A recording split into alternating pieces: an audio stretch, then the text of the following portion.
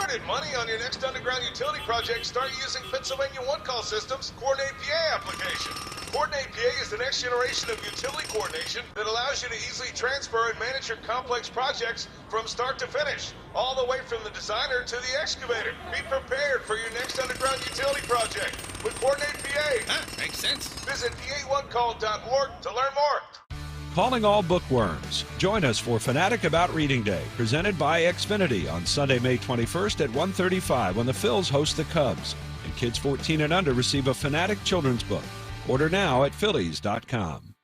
No dogs here. $1, $1, $1. Bring your appetite and cheer on the Phillies at Hatfield Phillies Frank's Dollar Dog Night, Tuesday, May 9th at 6:40 when the Phils take on the Blue Jays.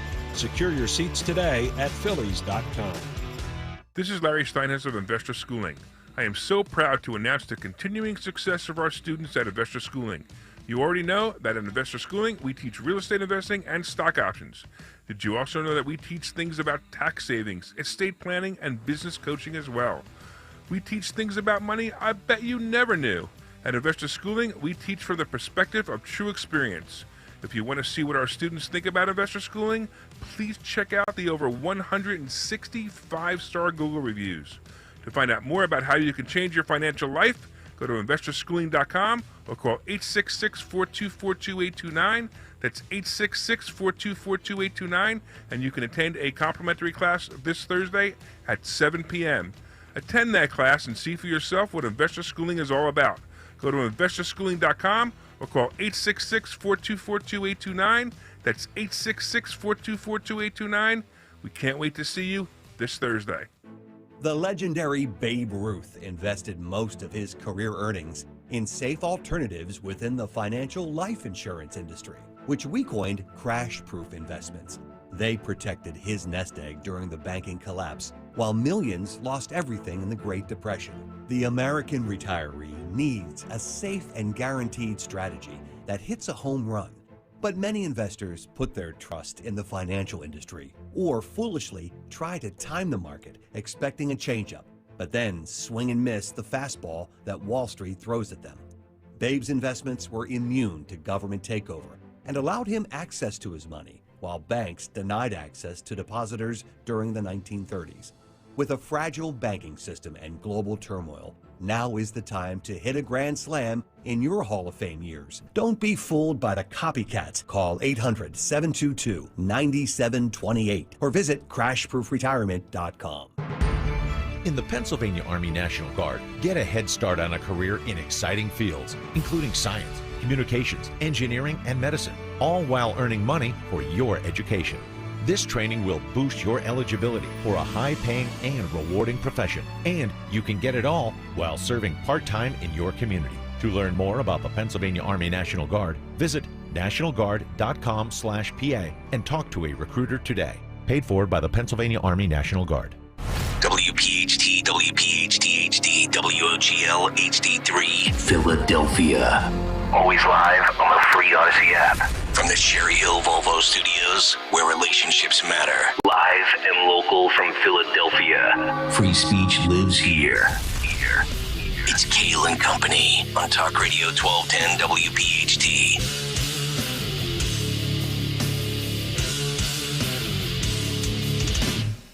And away we go, live on a Tuesday, May 2nd. It is indeed Kayal Company here on Talk Radio 1210 WPHT. We are always live on the free Odyssey app and streaming live for your video viewing pleasure on YouTube as we head until 10 o'clock this morning.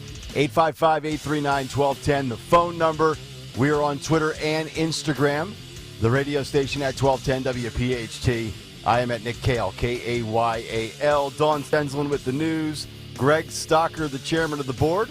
Daniel Valdez, Anthony Dorenzo, our associate producers. Anything happened last night in the world of sports and entertainment? Oh, nah. Nah, nothing exciting. Nothing exciting. Just a guy in a beard who was ready for business. Yes, he was. Joel Embiid, who? We don't need the stinking MVP on this team. And Greg Stocker may never lose a wager on FanDuel again. Greg Stocker might put FanDuel out of business like all these other banks around the country that are closing up shop.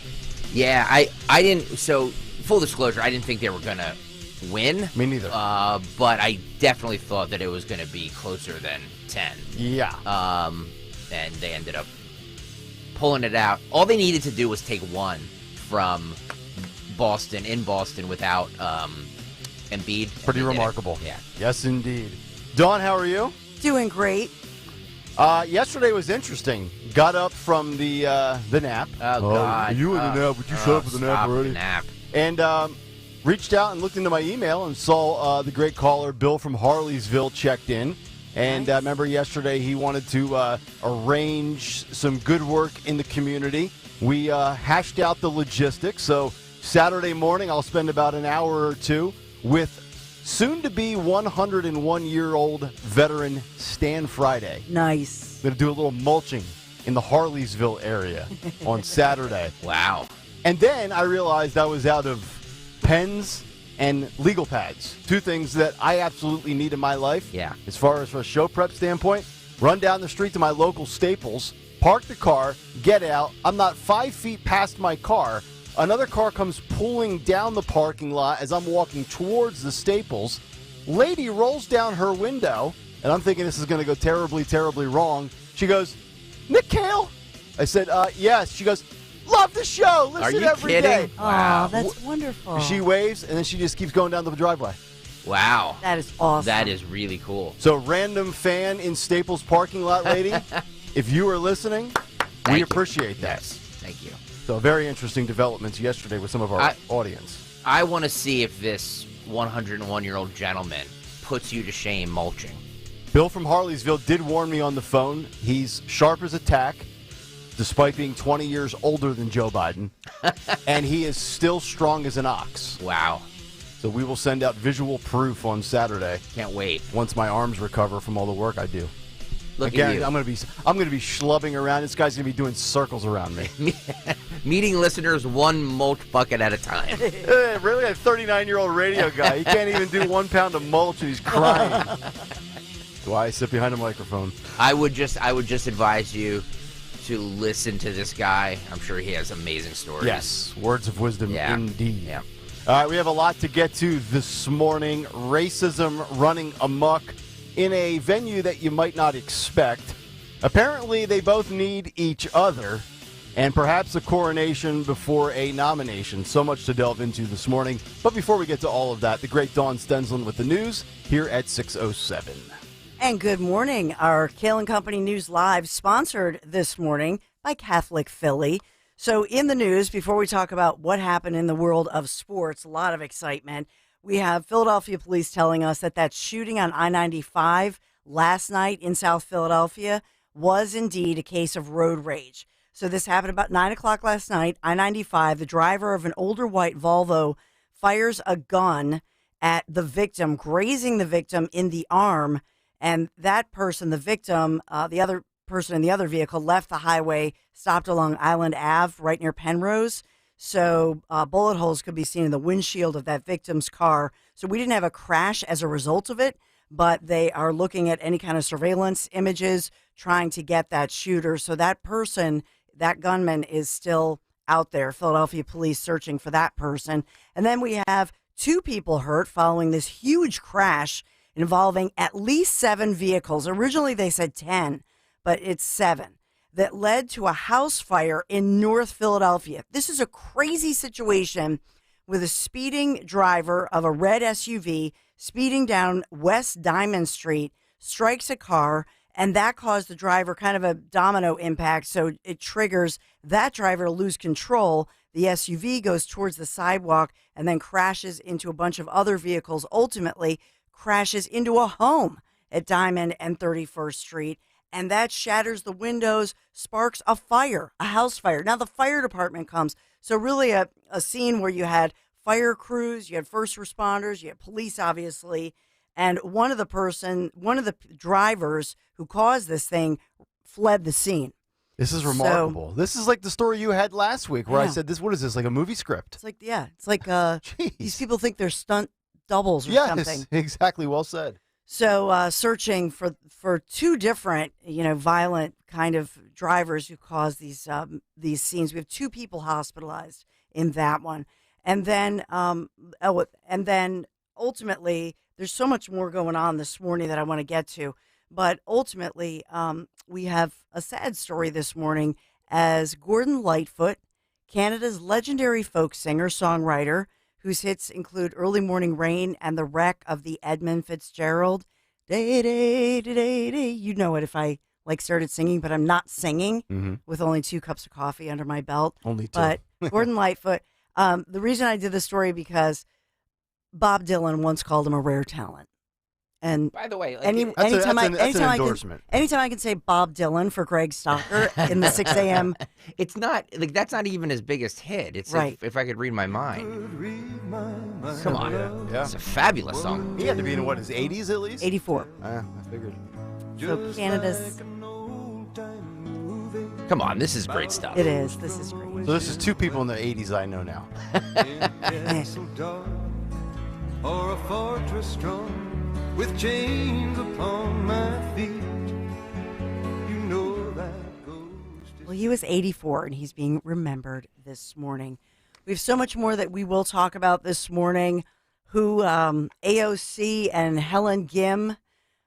We've got an endorsement of a mayoral candidate, so we'll talk about that one. And Josh Shapiro signing new legislation into law, Republican-sponsored, but a bipartisan effort, obviously, that has passed that says those high-risk cancer patients for women, in other words, breast cancer, free screenings for them, a huge awareness campaign about cancer and preventive medicine. We'll talk about all of it. But we are sponsored this morning by Catholic Philly, so stay up to date with the latest Catholic news by signing up for Catholic Philly's weekly newsletter containing local, national, world Catholic news, inspiring feature stories, and much more every week direct to your email box. Visit CatholicPhilly.com so you can learn more. And before we get to the kind of cold, unusually cold forecast for this time of year, I do want to say we have 2 big stories that we want to celebrate. Philly star Bryce Harper is expected to return today. Wow. Yeah, baby. We lost to the Dodgers 13-4 last night, but nobody's talking about that because we're happy that our superstar is back. And they did a nice job treading water. They were hanging in there for this last month, so they did a good job without him. Yeah, they did. And speaking of which, how about our Sixers doing a good job without Joel Embiid? James Harden dominating 45, ties his own record with 45 points, leading our Sixers over the Celtics 119-115. So I take back everything I've ever said negative about James Harden. He finally won me over last night. Not that he's trying to win Nick Kayal over, but he did. Clap your hands, everybody. Come on, Dawn. Clap your hands, Stalker. Keep giving out those winners on FanDuel, baby. Here we go. Yeah, buddy. Everybody for Philadelphia 76ers. Stomping feet. All right, we'll do our Philadelphia Sports Legends Power Rankings coming up next. 610. 119-115. Game 2 tomorrow night. They have a horrible green. That green in the stadium hurts your eyes, so hopefully we just can get out of that stadium. But that's correct. It was very exciting. We have the T-Mobile Weather Center forecast, which is not exciting. Nick Kayal, all he asked me for was, Dawn, when is it going to be 70 and sunny? That's how we started the morning. Yesterday morning here on Kayal Company. That's correct. And sorry, we're 54 today, and it's cloudy and rain showers moving through, overcast skies. It's an unseasonably cold, cloudy, lot of rain. Sorry. That's the T-Mobile Weather Center forecast. It's 54 today, 54 tomorrow. We do see some sun, 61 on Thursday, 63 Friday, 67 Saturday. Finally, Nick Kayal, 72 and sunny on Sunday, just for you. Your own personal weather forecast. Nick Kayal forecast. And has the rain cleared out for Friday? Because me and Bill from the morning show on B101, Bill and I, we're going to golf on Friday from the guy from the morning show down the hall. And we keep seeing rain popping up on Friday. Is there anything in the forecast that says rain Friday? And the personal T-Mobile Weather Center Yes. forecast Only my forecast. for Bill and Nick Kale. Will it rain over the golf course? No, it looks like right now they're Okay. saying Friday 63, partly sunny, and maybe a 1% chance of some showers. So you're saying there's a chance. I know. That's the T-Mobile Weather Center forecast. This is Kayal Company News Live. All right, Dawn, thank you very much. It is 6:14 on this Tuesday morning, and it's time for another Big Take. The Big Take on Kayal Company. All right, Big Take this morning, reckless claims of racism running rampant at and after the NFL draft. How about this? Another day, another round of racism claims, but instead of the usual venue, that being the political or social arena, it is coming from the world of sports. I've said for the last 3 years that I personally believe the demand for racism from the media and the left doesn't actually match the supply. But that doesn't mean that people still can't quit playing the race card. It's convenient. I just hope that one day it'll be discarded. You know, kind of like the boy who cried wolf, and eventually they stopped believing the boy, and when he did cry, it wasn't convincing, and people didn't buy it. But the other damage playing the race card does is that it attacks someone's character and integrity, and I personally believe that society is way too cavalier with serious accusations like this. But this past weekend was supposed to be about your favorite NFL team finding their next superstar. But to many in woke sports media and other triggered wokesters in sports, it had to be about race because, of course. We start with the legendary Deion Sanders, an all-time great NFL player and commentator for many years, who has gone to the college ranks to be a head coach and coach football. Now, Sanders, who just recently left an HBCU program, historically black college or university for short, is now the head coach for the University of Colorado. And Sanders had one of his former players at the HBCU that he coached at get drafted in the NFL this past weekend. But he was mad that there were not more HBCU players selected over the course of 3 days. Now, this was discussed on Undisputed, hosted by Shannon Sharp and Skip Bayless on Fox Sports 1. Take a listen. Deion Sanders noticed. He tweeted, quote, I'm ashamed of the 31 other NFL teams find draft value in all of the talented HBCU players. Shannon, I know this strikes a chord with you. What's your reaction to what Deion had to say? I disagree with it. In 2020, the NFL instituted a combine for just predominantly HBCU players. All 32 teams shows up. Mm-hmm. This year they did. Yes. If that's the question, okay, who are those players that should have been drafted, and what round should they have been drafted in? 47 went to this combine. Who are the players that should have been drafted from the HBCUs? Okay. And what round should they have been drafted in? All right. Skip, this is not affirmative action because there were times that black kids couldn't get into university, so they had to imply jobs. There were jobs blacks couldn't get, so you had to implement it. But the NFL is a business. The NFL, if I don't give a damn what color you are, if you can help us win, that's why they take guys with questionable character. Yeah. They don't care. They want to win. Pro sports is a bottom line business. The only two things that on the menu, wins and losses. Now, how many guys can we get? I don't give a damn the color. I couldn't agree more with Shannon Sharp. According to Statista.com, here are the racial demographics of NFL players.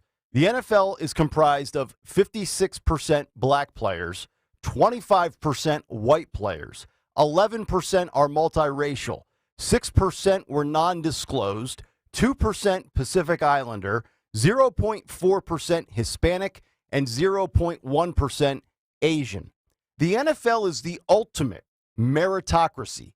The NFL doesn't need to do diversity, equity, and inclusion. If you can play, they will pay you. They don't care if you're black, white, Asian, or Hispanic. And they have shown in the past, many times they don't even care what you do in your social or personal circles. Perhaps committing domestic violence against women. Prime example, Ezekiel Elliott from the Cowboys. Commit sexual acts of violence against women. Prime examples, Ben Roethlisberger and most recently, Deshaun Watson.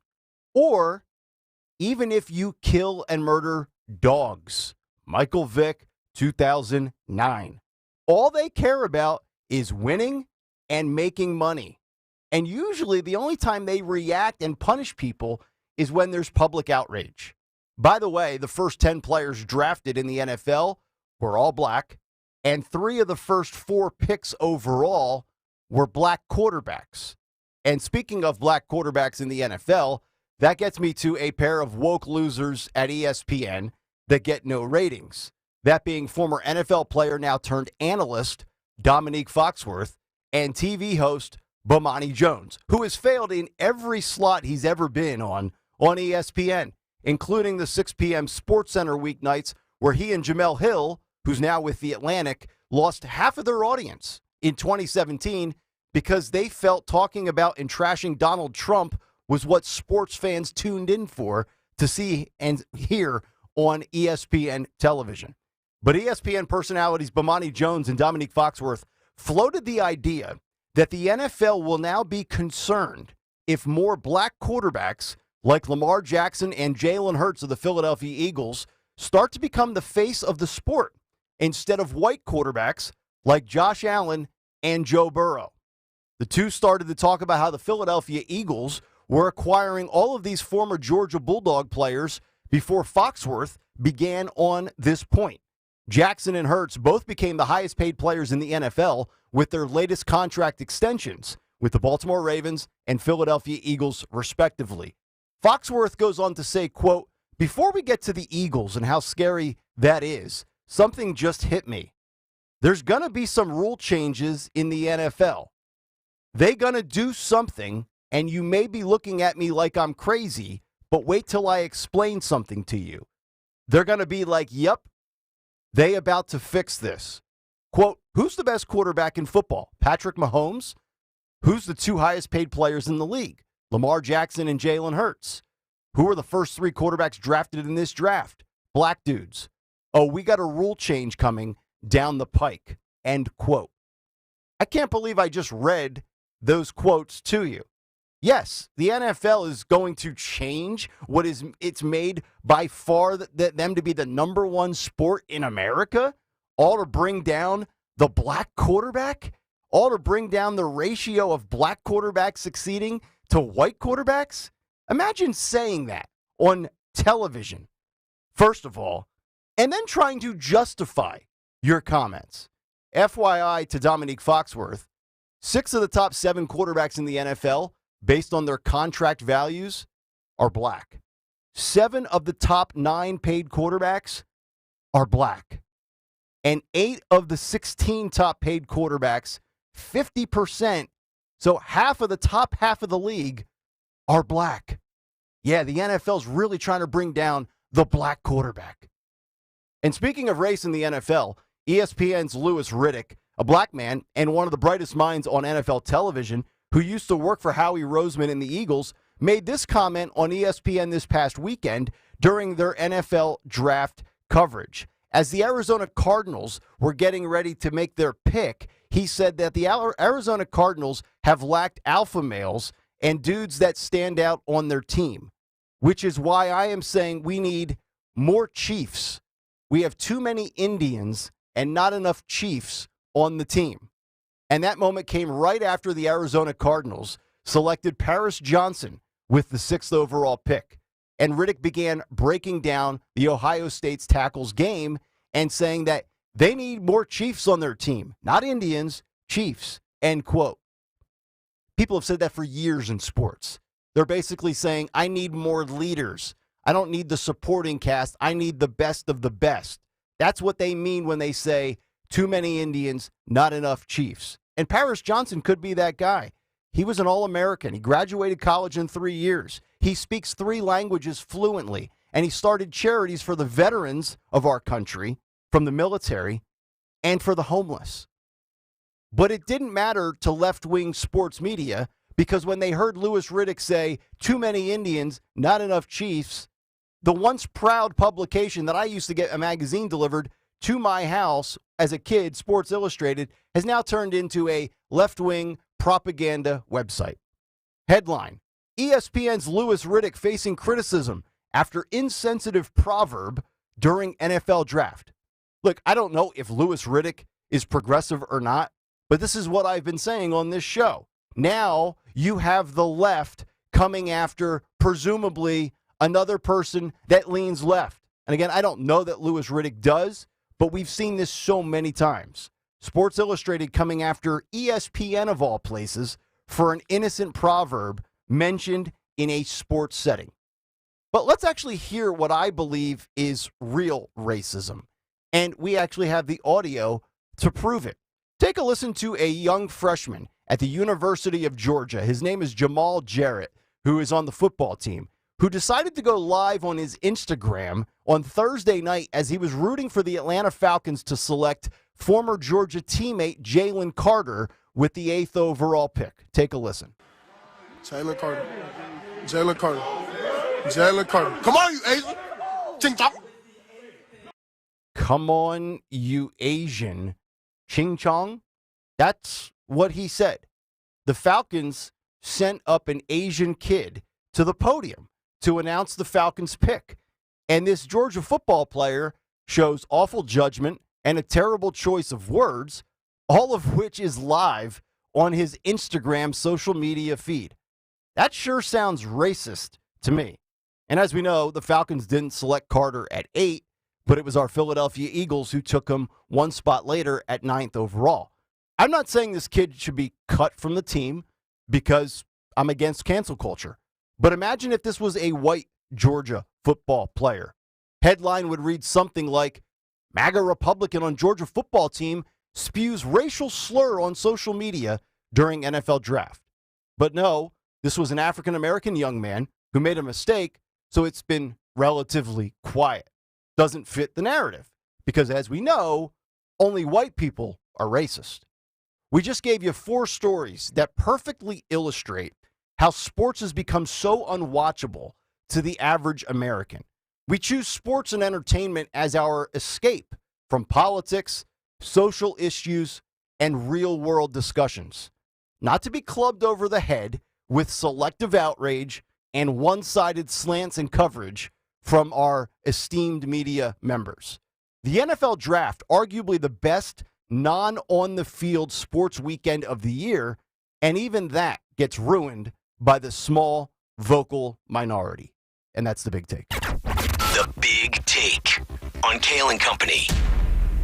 Big take on this Tuesday. If you have thoughts or reaction, 855-839-1210. The phone number, 855-839-1210. We'll come back, get some thoughts and reaction to that, as well as apparently they both need each other. And also a coronation before a nomination. We'll delve into those stories when we come back. Kayal Company, Tuesday morning here on Talk Radio 1210 WPHT. Hey, Joe DeCamera here. Tasty Cake believes it's what's on the inside that counts, but a sweet new wardrobe for spring doesn't hurt. Your favorite Tasty Cake treats like butterscotch crimpets, candy cakes, pecan swirls, and more are now in new packaging. The treats you know and love have not changed a bit, only their fresh new packaging. That's right, new look, same tasty treats. So spring into the season and grab yourself a Tasty Cake treat today, because the only thing better than what's on the outside is what's on the inside. Tasty Cake. Except no substitutes. Hi, this is Dom Giordano. I want to tell you about my friend, dentist and board-certified prosthodontist Dr. Robert Bentz of the Bentz Group in East Norriton. I've always enjoyed talking to his staff and patients, and it drives home a big point. Dr. Bentz is a problem solver. People come from all over. Other dentists refer their tougher cases to Dr. Bentz. Whatever your issues are, Dr. Bentz is going to develop a custom plan for your long-term oral health. And yes, give you that smile you've always dreamed of. Plus, if you or a family member have been avoiding going to the dentist due to fear or anxiety, even if it's been years, Dr. Bentz offers sedation dentistry to make your visit a pleasant experience. So if you've been putting off a nagging minor problem, take care of it now before it gets worse. From routine care to dental implants, on-site digital lab, great staff, they'll make the visit the most comfortable and convenient possible. Get the oral care you need and deserve and that beautiful smile that you've always wanted. Visit thebentzdentalgroup.com. Book that appointment today, bentzdentalgroup.com or 610-272-6949. Hi, this is Norman the Floorman from Norman Carpet. I just finished a book on how not to get ripped off. I paid $150 for it. No kidding, folks. If you're responsible for buying carpet for your company or organization, you need to call me now. I stock the largest selection of commercial carpet in the Delaware Valley. And yes, we can install within 48 hours. Call 800-220-RUGS. Call Norman the Floorman to save 50% off our competitor's best price. Now that's not chopped liver. Don't miss Dr. Marianne Ritchie, your radio doctor, Saturday afternoons at 5. Tune in for accurate information so you can make the right medical decisions. Your radio doctor, Dr. Marianne Ritchie, Saturday afternoons at 5 on Talk Radio 1210 WPHT. It was the day we all feared. The stock market went down and then kept going. 2008, when the markets lost over 50% of their value. But that was over a decade ago. Today, it's not so painful. Jim Cipriotti at Retire Ready Financial Group calls that financial amnesia. When you forget the pain of losing half your savings, and more importantly, ignore the fact that it can happen again. A complimentary consultation from Retire Ready Financial Group can show you where you stand now before the next market pullback. You're much closer to retirement than you were in 2008. Don't let it happen again. Call Jim Cipriotti at 610-894-7415 for a complimentary consultation. That's 610-894-7415 or online at retirereadyfg.com. You can forget where you put your keys, your glasses, or even your car. Don't forget to protect your retirement. Investment advisory services offered through Retire Ready Wealth Management, a registered investment advisor. Insurance and annuities offered through James V. Cipriotti, NPN number 2083768. Calling on Media PA to follow 1210 WPHT on the free Odyssey app. Download it now.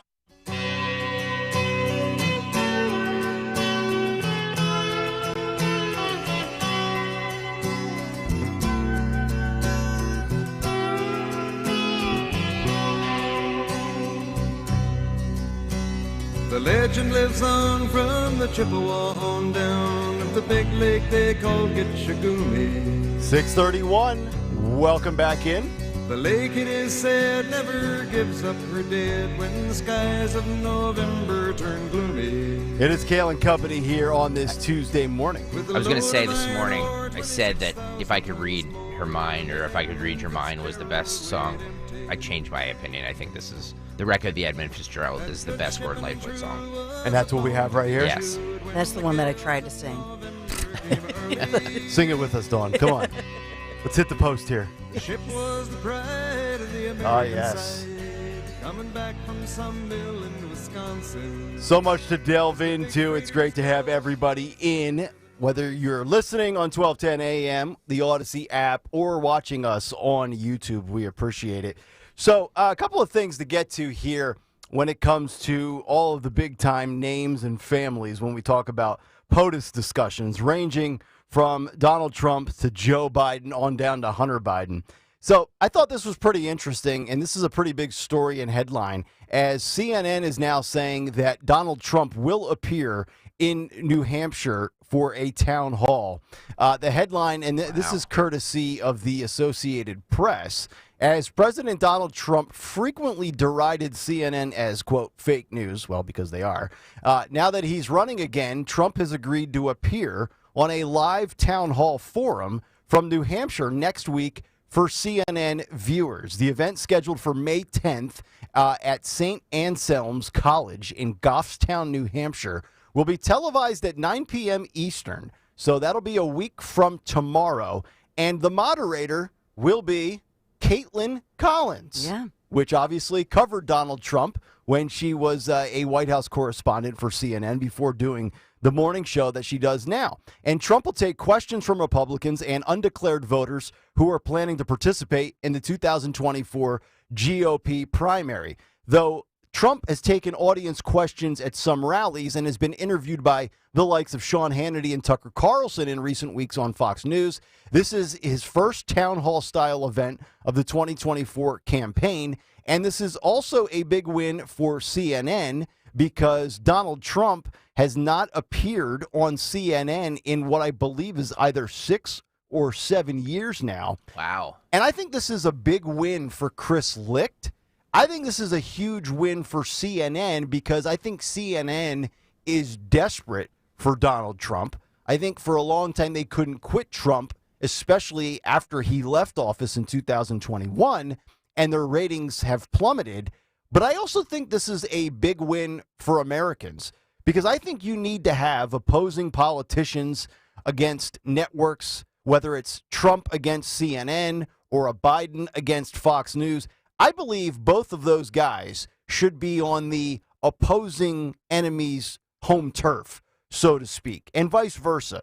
I'm not sure what you guys think about this, but to me, I think, number one, CNN really needs Trump. And number two, in general, I think this is good for the country when a Trump is on CNN or somebody on the left goes on Fox, whether the politician wants to go on or the network invites him. I really think we need to see more of this in general. I think it's good for transparency. Yes. And I think CNN doesn't want everybody to think that they are the MSNBC. Mm-hmm. So CNN, this is CNN trying to move back to doing news and getting the big newsmakers and putting out, obviously, Caitlin Collins, their young, hot new star that's on the morning show. There are a lot of other people. The last time I remember the town hall, I think it was 2016, Anderson Cooper. Okay. And keep in mind that Trump, this is his best format. He is excellent in a town hall because he has the energy of that audience. He handles things very well. And also, Caitlin Collins, even though, I know that she became famous, right, when she was trying to shout out a question to him that, when he was in the White House, but she is someone who's not a Jim Acosta, or at least I haven't seen her as that. She tends to be more respectful. She's very direct, but I have not seen her as that rude, interrupting individual. Mm-hmm. She tends to be pretty straightforward. Mm-hmm. So this is, as far as on-air talent, this is a huge, huge moment in her career. Yeah. And if she messes it up, it's a career maker or breaker. If she does something, I don't know, stupid or inappropriate, whatever, not that I would think but there's a lot of pressure on her and the CNN producers. You mentioned the network and CNN and trying to, differentiate themselves and not be like MSNBC. This is a real opportunity for image rehabilitation here for CNN. Because you put Caitlin Collins out there, and to your point, I don't think she's going to deride or be snarky to Trump. I think she's going to play it down the middle, play it straight and neutral, ask the questions that need to be asked, step in when she needs to step in and say something. But this could go a long way in just one little spot here on May 10th for CNN maybe gaining back some, just shifting back to their alleged goal of being centrist, which I don't really believe that's their goal, but that's what Chris Licht is trying to tell you in the post-Jeff Zucker era. This could be a step in that right direction. Not that you're going to flip somebody from Fox News to CNN, but it may be just, you'll be like, oh, okay, yeah, I can put on CNN for 10 minutes because, I can at least say, they're going to ask the pertinent questions and do it without a bias or a slant. They've just lost so much credibility at CNN. They have to bring that back and earn that back.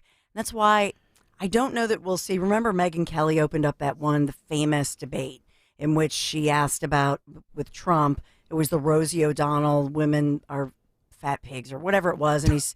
And he responded, that was just Rosie. And then Megyn Kelly pushed back. It was this back and forth, and he didn't expect it. Mm-hmm. And so I don't see that kind of confrontational style. We'll see. But it's one of these, everybody's going to be watching this. So this will be huge for CNN, but it's also big for Trump because he has to be appropriate. And will we see I don't know. More reserved? Cordial? Will we see confrontational? I don't know. Will Trump be more focused? What is his focus? So I think he's more relaxed. When I saw him in the last rally he had or whatever, and he was laughing out loud, and I thought, wow, I don't know when I've seen him like that. So we'll see. Okay. As a programmer, I think it was a brilliant move by CNN because what's happening right now is you have all this turmoil over at Fox. So being CNN, you go be like, look what we're doing. Yeah. You know what I mean? I think that's a very smart move by them to try and chip off some of those Fox viewers. Funny you say that. So the fallout post Tucker Carlson is, Fox News is now officially mainstream media, as if they weren't before. But now they're going to start shifting away from what Rupert Murdoch, and we've had this conversation a lot of days last week. So let's take that from last week, as well as you got Lawrence Jones. I didn't watch it last night, but he filled in for Tucker Carlson, apparently in for Tucker Carlson all week. I was too dialed into the Sixers-Celtics game. But, this narrative that, well, Tucker was the last true voice for the right on mainstream cable news. And now take CNN getting Trump for a moment. Could you envision a scenario where Fox begins to slide back closer to center and CNN far left starts to slide back closer to center? Could we see an era here in the next 18 to 24 months where both networks leave kind of the fringe of each spectrum, right and left, and slide slowly back towards the center? Or is that an overstatement by me? I think that for Fox, they consider themselves dayside as delivering the news fair and balanced. I think that's what Fox, I don't think Fox is going to change their brand. Fox's issue right now is they never had competition before. You talk about the ratings, but there was not a Newsmax. Right. Fox ushered that era in, right? And then CNN tried to do it and couldn't do it because guess what CNN realized? All the other media is liberal and biased. Right. Fox had it they were in that column by themselves. Yep. Right. They cornered the market right? for that. Yep. So now Fox, for the first time, has some competitors out there, and we're talking about where Tucker might go. So this is during a time when television, as we know, because we're on camera right now, television, everything is morphing. And I think television died actually a long time ago. And we just didn't realize it. I've said for 3 or 4 years that there's two things that keep cable television going: Fox News and sports live broadcasts. Yeah. That's true. I mean, Fox is tripling up CNN, doubling up MSNBC. Well, it was. Well, it was pre-Tucker or post-Tucker. Yeah, pre-Tucker. Yeah.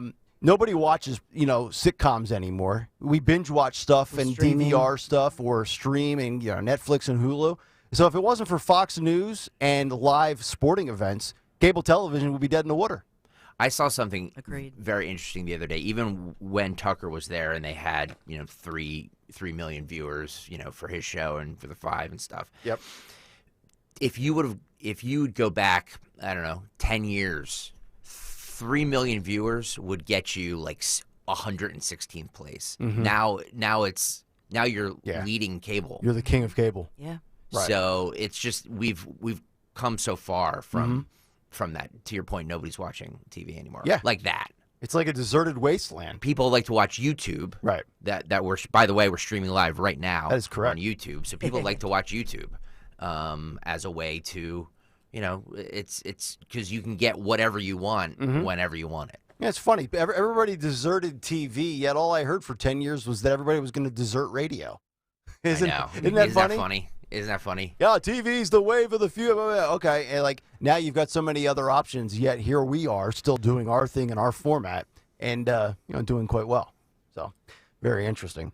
So, remember last week when I had a big take on debate being dead in American politics? Yeah. Apparently Joe Concha from Fox News and thehill.com was listening because he legitimately wrote a column that basically, and I'm embellishing here, he didn't plagiarize me, but he is saying that Trump and Biden are now seeking safe spaces far from the debate stage. And he goes on to kind of rip both guys in this article for The Hill, where he says it's a sorry sight to see. The DNC announced this week that the historically unpopular President Joe Biden will not debate his opponents regardless of format, place, or time, even though Democrats must figure that Biden needs all the help he can get, and maybe this is the easiest path to a nomination and a second term being as smooth as possible. Recent USA Today Suffolk University poll shows that Biden hasn't exactly earned the right to bypass these debates. The poll found that 67% of voters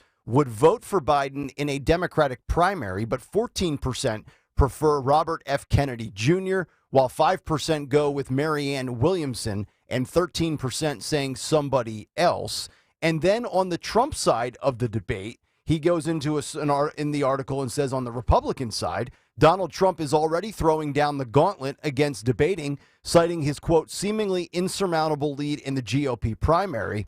But Trump's lead in NBC's latest poll of Republican voters is just 15 points. He goes on to say that Trump has played the victim before in avoiding debates, dropping out of 2 in 2016, citing moderator bias. He wraps up his article saying safe spaces used to be confined to college campuses. Now they're being embraced by 2 grown men seeking the Oval Office who don't have the courage to debate. And I asked this question last week in my big take. Is this a sign of both of them, either Biden and or Trump, being scared to debate, or is it a smart and savvy move? Because as Dawn has mentioned, this is nothing new where people avoid debates in certain settings. I think it's, if I had to go on the record here and give an answer to both, I think it's scared for Biden for the sake of his handlers know that they can't put him out in that environment and expect a great outcome. I don't think for a second that Trump is scared to debate. I think Trump's reasons for not doing it are legit. His biggest challenger has not truly declared, and his margin over him and everybody else is so insurmountable. I don't know what he gains from it at this moment in time. In that article, were they talking about Joe Biden not wanting to debate in the general election or debate people like Robert F. Kennedy? Democratic primary. Yeah. Yes. Well, I think to that point, he doesn't want to give any oxygen to the Robert F. Because look, Robert F. Kennedy is not gonna win anything, right? But he can chip away votes at both Biden and Trump. I think Kennedy could only go up in that setting. Exactly. So there's nothing to really gain for as there's probably nothing to gain for Trump debating DeSantis, even though we'd love to see it. Right. Right. Well, I mean, it's just Joe Concha basically makes the point that both of these men are seeking a coronation before the nomination. But they're also, I mean, we're in a unique setting where one is the sitting president and one used to be the president. So at this point, I can understand in just general terms where both are like, no, I'm not debating you. For what? I don't need to. Like, I'm so far, even though Joe Biden really shouldn't have that arrogant attitude when you look at his approval rating and you look at everything else. I mean, RFK is an interesting cat, but I don't think Biden and his camp view him as a threat to dethrone him. But I think we started talking about debate dodgers. The most famous one that I can think of is Pennsylvania's own Senator Fetterman, John Fetterman. We just saw it last fall. So, they are proven. I mean, and even we've been talking about Joe Biden. Nobody could believe that he could stay in that basement like he did. So it works. And even we talked locally about Trucker Ed, who came out of nowhere. But the truth is, there is a danger to this. And I thought about this with Ed Durr. I was like, what? He hasn't called in. Why isn't he calling in? Been silent. When he used to call in all the time. And so there's a danger in that, and that would be that you can get outplayed. Remember who, when Sweeney was in office, everybody was shocked. Then it was a Cinderella story that made international news when Senator Durr of obviously South Jersey won. But Sweeney thought that he had it. He thought he didn't have to debate. Also, I'm actually glad he's not calling in, not because I have anything against him, but I don't want this radio station or any show on this radio station to feel like a safe space for politicians that they can just come on and say what like I believe our job is to hold their feet to the fire, whether they're Republicans or Democrats. Sure. So, I'm fine that Ed Durr doesn't call in all the time because I don't want this to be a safe space for any politician. I don't disagree with that at all. I mean, if you're a Republican and you mess up or you slip up or you make a mistake or whatever it is, you got to be held accountable for it. I think that's kind of what we certainly strive for here. 855-839-1210, the phone number. Coming up next, is he a deadbeat or is he just dead broke? We're back after this here on Kayal Company. Nick, Dawn, and Greg, Talk Radio 1210 WPHT. If you haven't stepped foot in one of the Dogs and Cats Rule stores, what are you waiting for? Hi, I'm George Parenti, the lead dog at the Dogs and Cats Rule. We all know there's so many choices for pet parents to decide where to buy and what to buy. That's why the staff at the Dogs and Cats Rule stores are perfectly positioned to guide you on decisions about nutrition, homeopathic supplements, fashionable apparel, and of course, an overwhelming selection of toys, chews, and treats. So visit Dogs and Cats Rule with 7 neighborhood locations, or find us anytime online at dogsandcatsrule.pet. At Agora Cyber Charter School, all students can thrive in a classroom. Agora staff rallies around each student, giving them a sense of belonging through their own unique experience from the safety and comfort of their home. Live instruction is taught in real time by PA-certified teachers. Students have no barriers to reaching their highest potential, to being challenged, to being curious, to being connected. Agora serves Pennsylvania students grades K through 12. Enroll today for the 2023 to 2024 school year. Learn more and attend a live virtual open house at agora.org. Hello, I'm Greg Figueroa. And I'm David Figueroa. Over 30 years ago, my brother Greg and I set out on a mission to offer the world a better hot sauce. That's right, David. We made Melinda's thicker, hotter, and better than ordinary hot sauces. And now we have 32 exciting and delicious sauces that hot sauce fans are obsessed with, like our ghost pepper sauce, our Thai sweet chili, and our best-selling black truffle hot sauce. Melinda's also has 5 spicy ketchups made with real sugar and no added junk like high fructose corn syrup. People ask David and I, what makes Melinda so good? That's easy. We think like chefs do. Instead of burning someone with hot peppers and vinegar, we use fresh plant-based ingredients and the finest chili peppers perfectly blended to set your mouth on flavor. Melinda's is proud to be the official hot sauce of the AT&T Byron Nelson. We make 32 craft pepper sauces that are thicker, hotter, and better. Find them in a grocery store near you at melindas.com. That's melindas.com. melindas.com. For all of you who love to cook Italian, here's a mouth-watering message from Cento. Baked lasagna, manicotti, clam sauce with linguine, chicken parmigiana, and tuna capellini, gnocchi alla rosa sauce, pomodoro frittata, pappardelle, percitelli, pasta caponata. How do you give those dishes authentic old-world flavor? Authentic Italian cooking begins with Cento. Cento for taste that sings. Cento. Trust your family with our family. One of the best ways to extend the life of your air conditioner and prevent breakdowns is an annual check of your system. Oliver's 20-point inspection by a certified technician includes a test of all major operations of your air conditioner. Schedule your appointment for an AC safety inspection by May 31st and pay only $70. And if we find a problem, you'll save $50 on any AC repair. Call Oliver today to schedule your appointment and stay nice and cool all summer. Oliver Heating and Cooling. Peace of mind for your home and business. Lose weight and feel great with NJ Diet. NJ Diet uses DNA and blood work to help you lose weight and keep it off. Tune into the radio show Sunday at 2 or visit njdiet.com. See Joe Conklin's comedy show at St. Robert's on Euclid Ave in Warrington, Saturday, May 6th. For tickets, go to joeconklin.com. joeconklin.com! Philadelphia Children's Alliance presents the 2023 Bear Affair on Thursday, May 4th at the Link. For tickets, visit bearaffair.org. Hi, this is Dom Giordano. I often tell you about my buddy Roy with 2 big stores of batteries plus bulbs, Mount Laurel and Northfield. Here's a review from Matt. This is word by word. Here's what he said. It's a great place to grab any batteries or phone repairs. I work with a fleet of vehicles. This place has had batteries from cars to pickups to heavy-duty tractor batteries. The owner's a nice guy. He's not afraid to come out and give great advice. And if they don't have your battery, typically the next day they can get it. Customer service is the key when you visit them. They power it, they light it, they fix it. Mount Laurel and Northfield, batteries plus bulbs. Be sure to follow Talk Radio 1210 WPHT on the free Odyssey app. Download it now.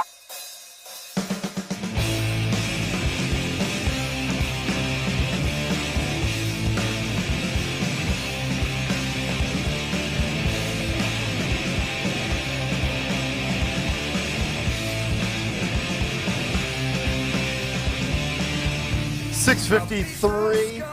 Welcome back in, Kayal Company, as we put a bow on the first hour here on this Tuesday. Talk Radio 1210 WPHT, the Odyssey app, streaming live on YouTube, 855-839-1210. A big 7 o'clock hour coming up. Dawn will have some news. What's on the cut sheet is at 7:45. Absolutely loaded edition here on a Tuesday of the cut sheet. And then also RFK Jr. does not share one view that many Democrats do. Surprise, surprise. That story coming up as well. Dated Dave on Twitter says Kennedy, RFK Jr., would be the Ross Perot of the selection. That's who brought us the Clintons. Wow. So he thinks that if RFK gets into the race, he could very well run as an independent and kind of throw a monkey wrench into the 2024 election. As Ross did 32 years ago. Yeah, I've seen, and I know Larry has fact-checked me on that on Twitter, which I always love. On the fact that Ross Perot didn't actually cost George H.W. Bush the election. You're talking about the 92 election? Yes. Okay. Yeah. But I don't know. I was always under the assumption that he did. Okay. So. All right.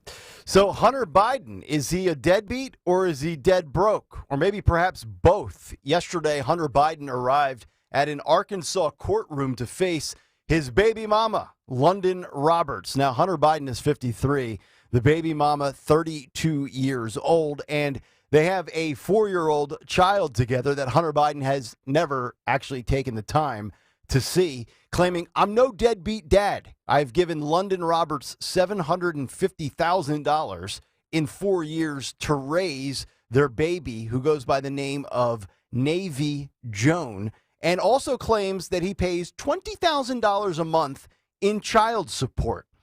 Abe Lowell, Hunter Biden's hotshot D.C. lawyer, suggesting it's time that the world knew how much his client was shelling out for Navy Joan Roberts, the 4-year-old daughter he has never bothered to meet. Mr. Biden, quote, is paying the plaintiff $20,000 a month, and he later put the total figure at $750,000. So let's think about this for a second, because many of us wonder how Hunter Biden actually operates. Where does he get his income from? What type of business dealings is he involved with? How much of it is corrupt? Where is it? What foreign nation or nations, plural, are the Bidens in debt to or doing business with? And I'm just thinking back to my divorce, child custody and support class that I took in law school for the 3 months that I attended. But when I was in law school for those 3 months, I worked for 9 months for a divorce attorney full time when I was out of radio.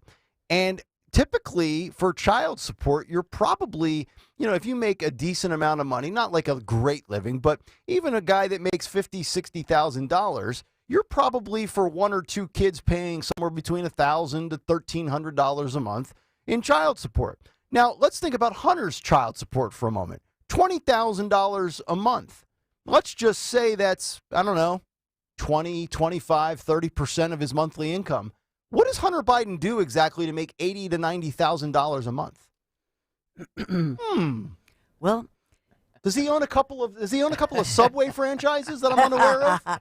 First of all, I thought Nick Kayal was about to make a confession when you said something about my divorce, yeah. and I was like, yeah. No, that'll be in 2027. I thought the same thing. I thought this is a second marriage. Yeah. Wait, I thought he married his high school sweetheart. I did from Easton, Pennsylvania. Thank you. Okay, so but 20 grand a month in child support, you got to be making 75 to 90 grand a month to pay that. Well, that's the point that you bring up, Nick Kayal, is the irony of all of this. Mm-hmm. If this guy had either practiced safe hoo-ha when he went out and dated the whatever, right, or if he just, decided that he would be a stand-up guy and not fight in the paternity test and pay whatnot. This right here, mm-hmm, this case in Arkansas is what opened this whole Pandora's box that we now know, because the question that Nick Kayal just asked, that's what everybody asked. Yeah. Think about it. It's just fascinating that you could afford 20 grand a month. And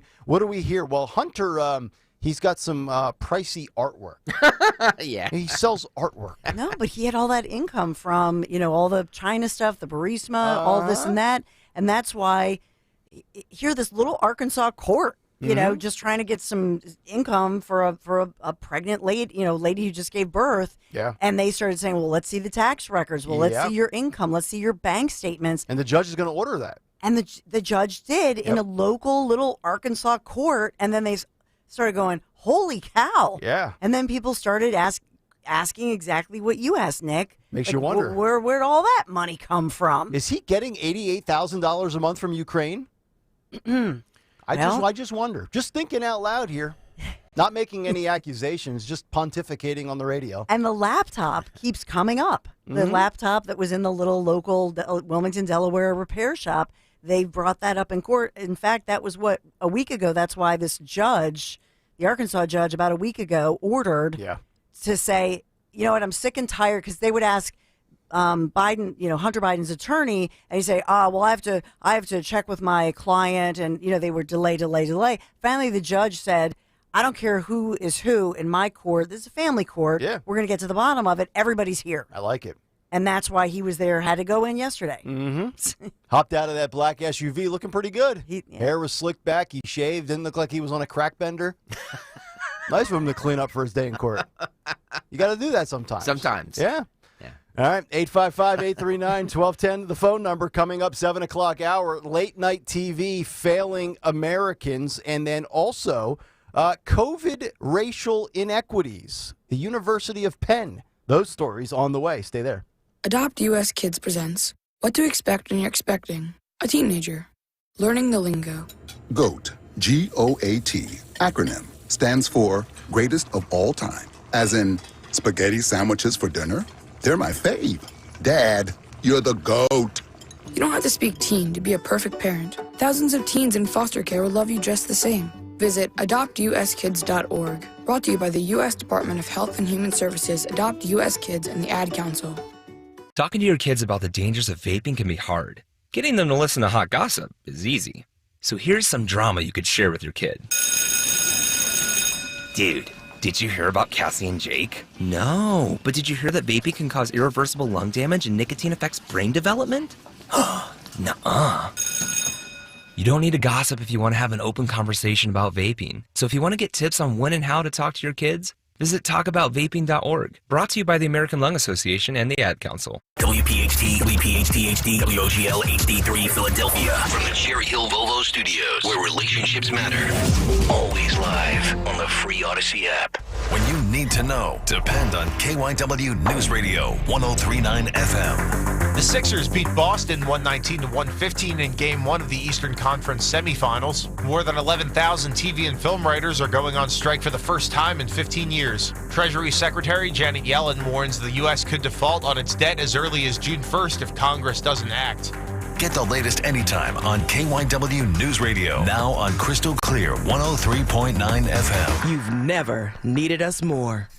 I wish I could spring clean these old appliances out of my kitchen. Oh, do what I did. Upgrade to beautiful new appliances and let National Appliance Warehouse do it for you. Do they beat the big box stores on price? Yes, Price Assure uses cutting-edge technology to search prices online and updates electronic Price Assure tags in real time to make sure their price is the lowest. They do beat them on price. And service, selection, everything. It was fun shopping over 100 brands. They helped us select the perfect appliances for us by answering questions and explaining everything. About that spring cleaning. Well, they do it all. Delivery, installation, everything. So, yes, they'll spring clean those old appliances right out of there. Spring into savings at National Appliance Warehouse. Save on LG. Get a deluxe stainless steel kitchen suite with French door refrigerator from LG, regularly $43.43 for only $21.99.88 after rebate. That's a budget saving $2,143.12. Click nationalappliancewarehouse.com or visit their showroom on 202 in tax-free Wilmington. It's Borgata's 20th anniversary. Come celebrate with over 20 wheels during the Road to Riches giveaway. This May and June, 1,200 players will win a share of $1.2 million in prizes, including 4 luxury golf carts and 2 Lexus SUVs. Earn entries for drawings held every Saturday and 2 grand prize drawings on May 27th and June 24th. The Road to Riches giveaway, only at Borgata. Must be 21 or older. Gambling problem? Call 1-800-GAMBLER. Hey, it's Rich Zioli. Every once in a while, you come across a deal that you can't pass up. And if you live in an older home, you'll want to listen up. I've told you how USA Insulation completely changed how my home feels. I've told you how it's paid for itself in energy savings. And if you haven't had your home insulation upgraded yet, I'm here to tell you that now is the time. The discounts are bigger than they've ever been. This month, during National Home Improvement Month, you can get free install labor. You pay for the foam. USA Insulation will install it for free. Plus, there's an energy credit that puts up to $1,200 back in your pocket. You've got to take advantage of this before the summer heat. They can insulate almost any type of home, including brick homes. Over 100,000 homeowners can't be wrong, including me. 1-800-USA-FOAM. That's 1-800-USA-FOAM or usainsulation.net, usainsulation.net. My brother-in-law died suddenly, and now my sister and her kids have to sell their home. That's why I told my husband we could not put off getting life insurance any longer. An agent offered us a 10-year, $500,000 policy for nearly $50 a month. Then we called SelectQuote. SelectQuote found us identical coverage for only $19 a month, a savings of $369 a year. Whether you need a $500,000 policy or a $5 million policy, SelectQuote could save you more than 50% on term life insurance. For your free quote, call SelectQuote at 1-800-635-3311. That's 1-800-635-3311. Or go to SelectQuote.com. 1-800-635-3311. That's 1-800-635-3311. SelectQuote. We shop. You save. Full details on example policies at selectquote.com/commercials. Tom Giordano at noon. Kayal Company now on Talk Radio 1210 WPHT and the free Odyssey app.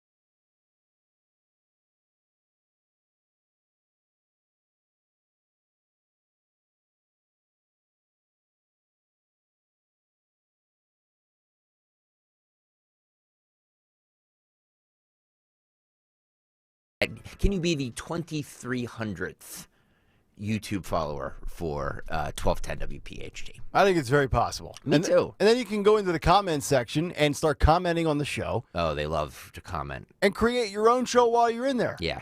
You know, you might start talking about the Sixers game, Greg's hair, who knows? Yeah, there's a lot of comments happening. It's like a show within a show, and I do read them. You do? Yeah. I try to stay away from them. Well, no, it's good. You guys concentrate on what you concentrate on. I'll concentrate on the other stuff. You guys talk amongst yourselves. 855-839-1210. Late night TV, how it is failing America, and also what's on the cut sheet. That's at 7:45. But before we get to all of that, 7:06 Tuesday morning, here's some more news with Dawn Stensland. And we are sponsored by Creative Comfort Solutions Heating and Cooling this morning. Just updating you on some of what's happening. Philadelphia police investigating a deadly shooting in the city's Ogon section. Police say this one happened late last night. Police officers on the scene into the wee hours of the morning. This one in which one person died, a second victim found inside a home, but we don't know the details, the motive of the situation.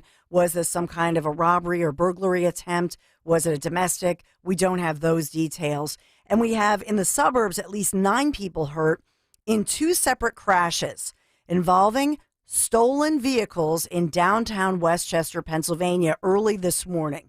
So I told you about some crazy news that happened in and around Philadelphia, including that I-95 road rage situation that had happened. This one's in Westchester, Pennsylvania. So police officers and medics say they initially responded to East Gay and North Matlack streets, and this is early this morning. Westchester Borough Police are confirming this, that a car could be seen with really terrible front end damage, and a street pole was torn out of the ground at that scene. So medics responding to Westgate and North Darlington streets in Westchester, finding another stolen vehicle that struck several other vehicles before coming to a stop. So both of those vehicles, and here's the clutch phrase, Westchester police say both of those vehicles were stolen from other jurisdictions. Wonder where they came from. I suspect, I just asking for a friend, Right. Other jurisdictions. What are the odds of it being Philadelphia related? I don't know. I've got that at even money odds. You're just asking questions, right? Yep. I'm just asking questions. That's right. That's what we do here. We question the answers and answer the questions. Several people in the stolen vehicles were treated for injuries, but we don't have the extent of those injuries. We don't have word of the arrests or which jurisdictions they were from, but we will continue to follow that one. This is a follow-up story in Philadelphia. We have troubling new details about that shooting that we had talked about and reported, a 3-year-old little boy in South Philadelphia on Sunday. Initially, the story was that a mommy was walking down the street on a bright, sunny Sunday afternoon, and her 3-year-old, there was this random gunfire. She looked down and said, "Oh my goodness, my little 3-year-old son took in some of this random gunfire on the street." And then a Good Samaritan, and we'd done a whole story yesterday about this wonderful Good Samaritan who saw this mommy with a bleeding child, and the Good Samaritan doesn't have a lot of money, was running low on gas, drove to the nearest fire station because she literally didn't have, this sweet woman named Mika, we talked about it yesterday, and to try to save the baby, and she was very emotional. Well, now it turns out mom's story doesn't quite add up. Uh-oh. This is the troubling piece of it. Dun, dun, dun. So investigators are now saying, they're praising Ms. Outlaw, is her name Mika Outlaw, who was the Good Samaritan. They're still saying they're not questioning her story. Mm-hmm. They're questioning mom. There's evidence that that shooting might not have happened outside on a sidewalk at 5 p.m. Looks like it might have happened much later in the evening inside a residence. So what was going on? Now, you said Mika Outlaw? I don't know that there's any relation, to Danielle. Yeah, the commissioner. But this really sweet lady who was the one who, is the Good Samaritan. Nobody's questioning her story at all. She did a wonderful thing.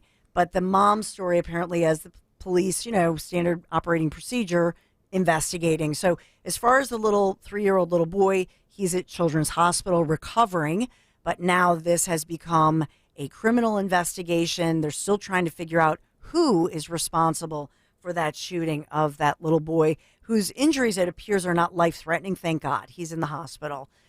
Just some headlines for you related to some of the things we talked about earlier this morning. First of all, the White House calling for this ban on AR-16 type guns, or AR-15, AR-16 guns. Now we have as well, since we talked about former President Donald Trump participating in that CNN presidential town hall next week in New Hampshire, and the network very proudly announcing that dinner time last night. But now The Hill is reporting Senator Joe Manchin, who, as you well know, is a Democrat from West Virginia, stepping up his criticism of President Joe Biden's leadership, stirring speculation that the maverick Democrat may challenge Biden as a third-party candidate. So, dun, dun, dun. This is something The Hill is reporting on. I will call that to your attention as we have so much going on, but some national news I thought I would just dribble in this newscast. Speaking of dribbling, James Harden, the beard, dominating in Game 1, leading our 76ers over the Celtics 119-115. So we hopefully will do the same, ditto, for Game 2 on Wednesday. But we beat Boston without Joel Embiid. And then the big headline for our Phils, even though we lost to the LA Dodgers 13-4, but the big news is our Phillies star Bryce Harper looks like is returning to baseball and returning to at least the lineup. So we're very excited about that, and it'll be sunny skies for our home games Friday, Saturday, and Sunday. We are sponsored by Creative Comfort Solutions Heating and Cooling. So if you're considering installing this new cooling system in your home, no ductwork, no problem. Call Creative Comfort Solutions, the area's leading HVAC specialist in installing ductwork in older homes. Visit creativehvac.com for a free, no obligation estimate today.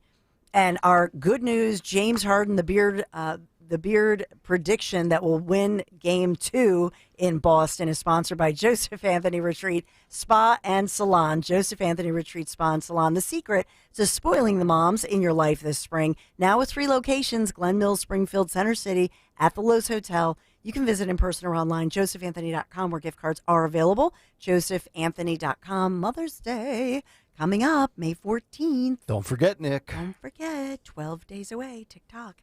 And T-Mobile Weather Center forecast, unusually cool, cloudy. So we're looking at 54 today and tomorrow. A lot of clouds. The sun starts peeking out later in the week, and we're looking at mid-60s, 64-ish. So for the end of the week, we round it out with, it looks like for the Phil's home game, like Friday, for example, it looks like 64 with partly sunny skies. And then we really start warming up. Saturday, we're going to 66, partly sunny, and finally we get back to the normal weather for this kind of time of year. Sorry, because it's long and I'm bored. I'm a Gemini, Okay, so I'm having conversations in my head like, oh my God, you're bored. It's like Helen Kim. How does that sound? Oh my God. Oh my God, this forecast is more boring than Helen Kim, who's just been Lord. Okay. AOC now likes her Did you and read is your endorsing sponsor? her. Thank you. I said By the the way, T-Mobile Weather Center forecast. You're on your 3rd cup of coffee. I know. I noticed that because you said you had 2 this morning in your 6 o'clock news, and then after the big take, you went down for a 3rd cup. But you know what? I wonder why you're singing. I know, because I had like we have these free coffee machines with the espresso double shot things. We do. So that's why I'm singing, because I had like 2 double shots. Fascinating. That's your T-Mobile Weather Center forecast. Sorry. All right. Coming up next, we are going to get into this late night failed TV viewing. But I do want to just pass along these numbers here in the next 60 seconds before we wrap up here. Because I know, Dawn, you had mentioned yesterday you were talking a lot about the financial stuff on your show. And I saw this story come out yesterday with all the bank issues that we're having in this country and the question of whether or not our banking system is safe. We now have 3 banks that have failed this year that are bigger than the 25 combined that crumbled back in the financial crisis in 2008.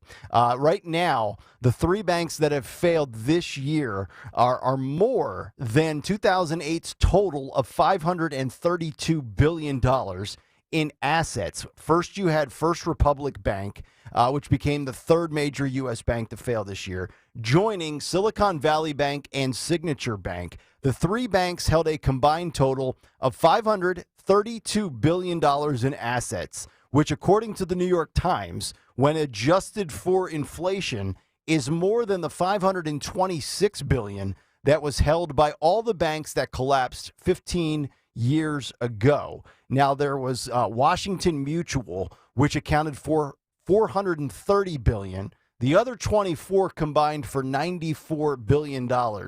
So when this administration keeps rolling out and coming out and saying, everything's fine, nothing to worry about, nothing to see here, this is, when you factor in inflation, this is worse than 15 years ago. And I'm sure you probably highlighted that yesterday on your show. Well, yeah, during the interview, with Mr. Clancy yesterday, Dean Clancy, he said, we're probably in a recession right now. Mm-hmm. I started thinking about when my mom used to say, everything's fine, Dad lost his job. We're having pancakes for dinner. You're so lucky. Uh-huh. I started thinking, I don't know. We as Americans, we get so rattled, and consumer confidence is such a big thing. I don't know. Maybe the strategy, is it possible that it's working, that we're a society that walks around and we're oblivious and we're thinking we can have pancakes for dinner. That's how half a society seems right now. Everything's fine. Inflation has cooled off to 5.9%. Everything's good. Yep. Don't worry. Yep. Go about your business. So there's some numbers for you, folks. Not good when you factor in that latest from some of the financial indicators. 855-839-1210. We will come back. Late night TV, why and how it is failing Americans. It's Kayal Company on Talk Radio 1210 WPHT. Hi, guys. It's Mark. Are you struggling with ED? Did you know that a major medical breakthrough is now available and it isn't a pill? Today, Tuesday, we're running a one-day special you won't want to miss out on. Oak Hills Medical Clinic uses the most powerful form of wave therapy. This is a technology clinically shown to repair blood vessels and improve blood flow. It's backed by 60 clinical studies, including from Cambridge. If you're ready to regain that spark in the bedroom, today is your day. Call us now and you'll qualify for the assessment and ultrasound totally free. You'll also get a gift that can produce rapid and powerful results in the bedroom in minutes. You're gonna love that one, guys. Trust me. And today only, we're offering 5 tune-up treatments to our patients free. This is an unprecedented offer worth hundreds of dollars, but call today and qualify totally free. Call 215-302-9999. That's 215-302-9999. Guys, put a stop to your ED and get your life back. Call Oak Hills Medical Clinic now to qualify. This offer ends today. 215-302-9999. This is Larry Steinhaus of Investor Schooling. I am so proud to announce the continuing success of our students at Investor Schooling. You already know that at Investor Schooling, we teach real estate investing and stock options. Did you also know that we teach things about tax savings, estate planning, and business coaching as well? We teach things about money I bet you never knew. At Investor Schooling, we teach from the perspective of true experience. If you want to see what our students think about Investor Schooling, please check out the over 160 5-star Google reviews. To find out more about how you can change your financial life, go to investorschooling.com or call 866-424-2829. That's 866-424-2829, and you can attend a complimentary class this Thursday at 7 p.m. Attend that class and see for yourself what Investor Schooling is all about. Go to investorschooling.com or call 866-424-2829. That's 866-424-2829. We can't wait to see you this Thursday. Phillies fans, baseball is back. Swung on, hit it, crushed, and the Phillies are going to lead it 4-0. Catch every pitch from every Philadelphia Phillies game live with Sports Radio 94 WIP on the free Odyssey app. It's a complete game shutout for Aaron Nola. The voices you know, the team you love. Bedlam at the bank. Bryce Harper has put the Phillies on top. Your Philadelphia Phillies, your Odyssey. Download the free Odyssey app today.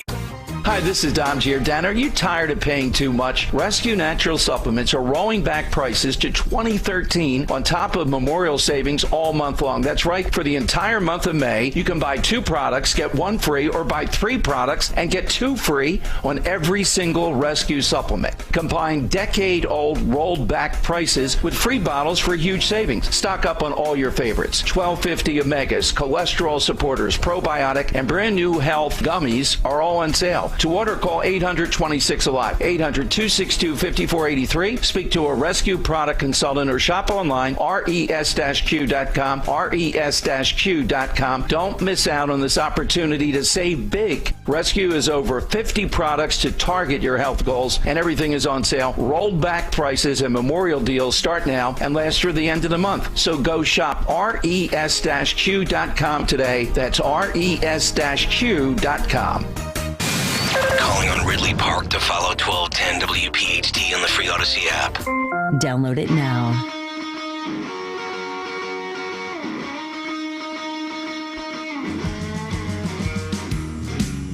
$7:22, it's Kayal Company rolling on live Tuesday morning. What's on the cut sheet coming up at 7:45?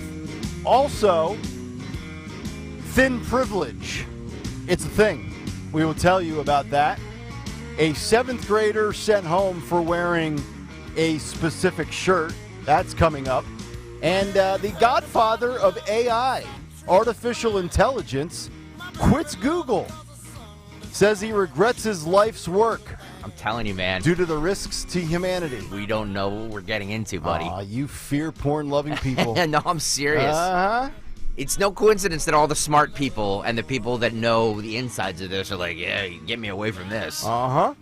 Also, Americans now more concerned than ever about misinformation and a lack of trust in the media. So we'll get to that story as we continue as well. But speaking of media and or entertainment, or what used to be considered entertainment, now late-night television, just not funny anymore, unless it's probably Greg Gutfeld. It is very preachy. It is very inclusive. There's only acceptable jokes and guests and left-wing talking points. But I thought, one of the things we do great on this show, all three of us, is, we always seem to be a few days ahead of the curve to maybe even a week ahead of the curve on some types of themes and topics and talking points. And, Greg, you've done a good job of always talking up and bringing up these stories about how late night TV is dying. Well, Outkick apparently must have been listening to the show because they are talking about in one of their latest columns about how late night has failed American viewers. And I think we gave you some of the numbers a couple of weeks ago about how their ad revenue is down and their ratings are down, yet their salaries are not. Stephen Colbert and Jimmy Fallon both make over $15 million a year. And when you look at the three of them combined, whether it's Colbert, Fallon, and Jimmy Kimmel, you just have a trio of guys that are so left-wing, so establishment media that we know we get their whole bit. Like, they hate Trump. They don't like Republicans. Jimmy Kimmel was allowed to wear blackface, different rules for different fools. And I was thinking about with their audience decline because Outkick points out some of their ratings. Across the top 6 late-night programs, ad revenue down more than 50% since 2014, and their audience down more than 60% since 2016. Wow. And what really started to happen around 2015, 2016? Oh, Donald Trump ran for president, became president, and these guys just keep taking shots at the former president. And for what? To lose 45, 55% of your audience and your ad revenue? Okay, great. But here's a perfect example. Let's listen to this. I don't watch any of these shows, but this was tweeted at me, and somebody sent me this clip. It's from about a week ago, April 25th. Jimmy Kimmel doing a little bit of a segment here and a bit on former President Donald Trump. This might be evidence example number 1 as to why these shows just flat out stink. Take a listen. Not only is he a man of letters, he is a man of words. He's a man of the best words that are made entirely of letters. And when it comes to letters, no president has given us more of them than Donald Jessica Trump. If I use the A word, they'll say, oh, Trump used foul language. Horrible, horrible, horrible. Well, the B word is a bad word. It's not a word that people like, but actually it's a word that's getting used more and more. Some of you came from parts of the world where it's socialist or worse. It's called the C word, right? The C word. I just hate to use the D word. He started using the F word, you remember, in front of this crowd? And it was unbelievable. He was using the F word, F word, F word. I don't even like using the H word, because if I use that word, they'll say he used foul language. All of a sudden, I hear last night they're going to have a meeting right before this meeting to talk about the I word. The I word. Can you imagine? Putin has said things over the last year that are really bad things, okay? He mentioned the N-word one time. I was shocked to hear him mention the N-word. You know what the N-word is, right? He mentioned it. The N-word. Can't use the N-word. 2 N-words you can't use. You don't mention, I call it the N-word. You have 2 N-words. You don't mention either one of them. The N-word, which is the nuclear word in this case. There are 2 N-words, right? There's Which 2 one's N-words. worse? They're both real bad. They start throwing the R word out there. It's a terrible thing. I mean, it's a terrible thing. I'm the least racist person there is. I know words. I have the best words.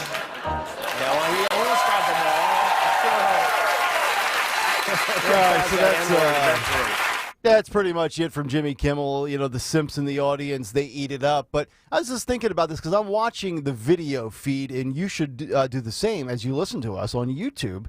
And we obviously play you the video clip there so you can follow along. All of those clips are from years ago. They're all dated. So I guess my question would be, first of all, why do you find it funny? And once we realize that it's not funny, let's get to the more important question.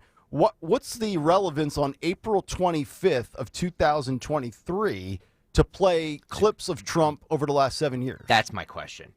I have no problem with the bit. The bit is actually semi-funny. Mm-hmm. But my question is that you have so much, and we're going to get to it. If you're watching on YouTube, I have sheets and sheets here for the cut sheet of Joe Biden gaffes yesterday. Mm-hmm.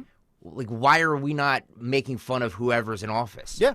Hold them accountable. But you know what? I think actually the truth is Trump equals ratings. Mm-hmm. If they aired clips and made fun of Biden, it's just not, it's kind of sad and it's low energy. And with Trump, if you like Trump, then you're kind of giggling, just like the I word, that, and I'm thinking, what's the I word? I don't even know what the I word is.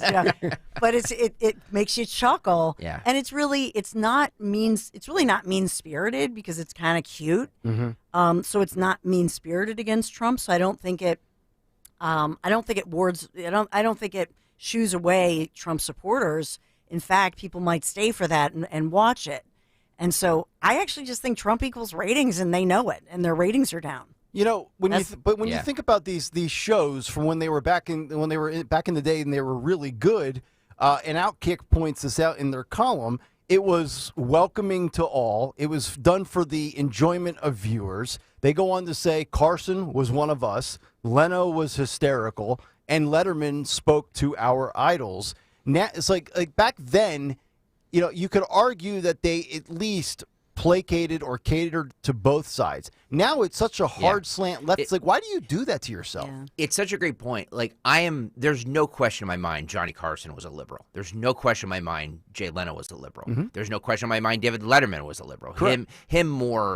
He did more left-wing politics than any of them. However, you would never know any of their politics, Carson, Leno, by their comedy, because they just made fun of whatever whoever the president was at the time, whether it was Reagan or Carter, or you know what I mean. They just made fun of everybody. Yeah, and I think that if you've lost a big chunk of your audience and you lost a big chunk of conservatives, I think conservatives would watch if you were just down the middle ripping both guys. Because you're the president of the United States, so you're fair game, you're open for criticism and parodies and spoofs. But, I think conservatives would still watch if we just looked at over the last 20 shows, 11 shows they ripped Biden and 10 shows they ripped Trump. If it was somewhat representative of fair and balanced, so to speak,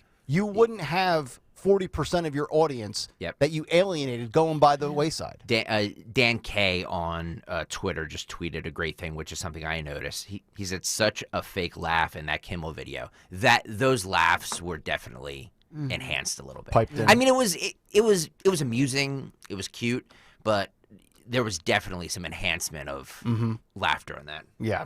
Yeah.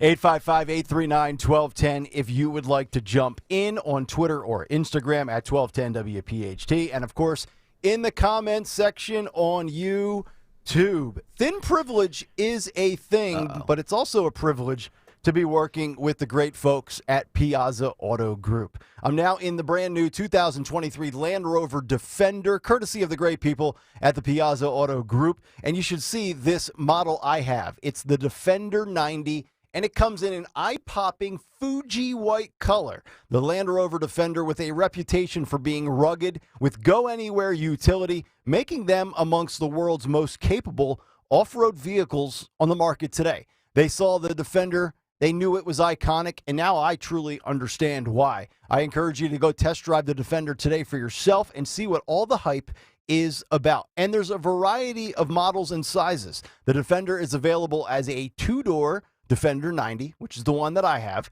or how about the four-door Defender 110, or if you need the 8-passenger Defender 130, this thing is an absolute monster, perfect for all-terrain family expeditions with up to 8 people on board in superior comfort. It's so big you could fit all the Bidens in it and their classified documents. The Defender 90 and 110 available with 3 engine choices, a 2-liter 4-cylinder, a 3-liter 6-cylinder, or the 5-liter V8. Visit Land Rover of Westchester, Willow Grove, or Wilmington today, and you can shop online right now. Do it before you go back to the YouTube comment section, PiazzaPremiumAutos.com.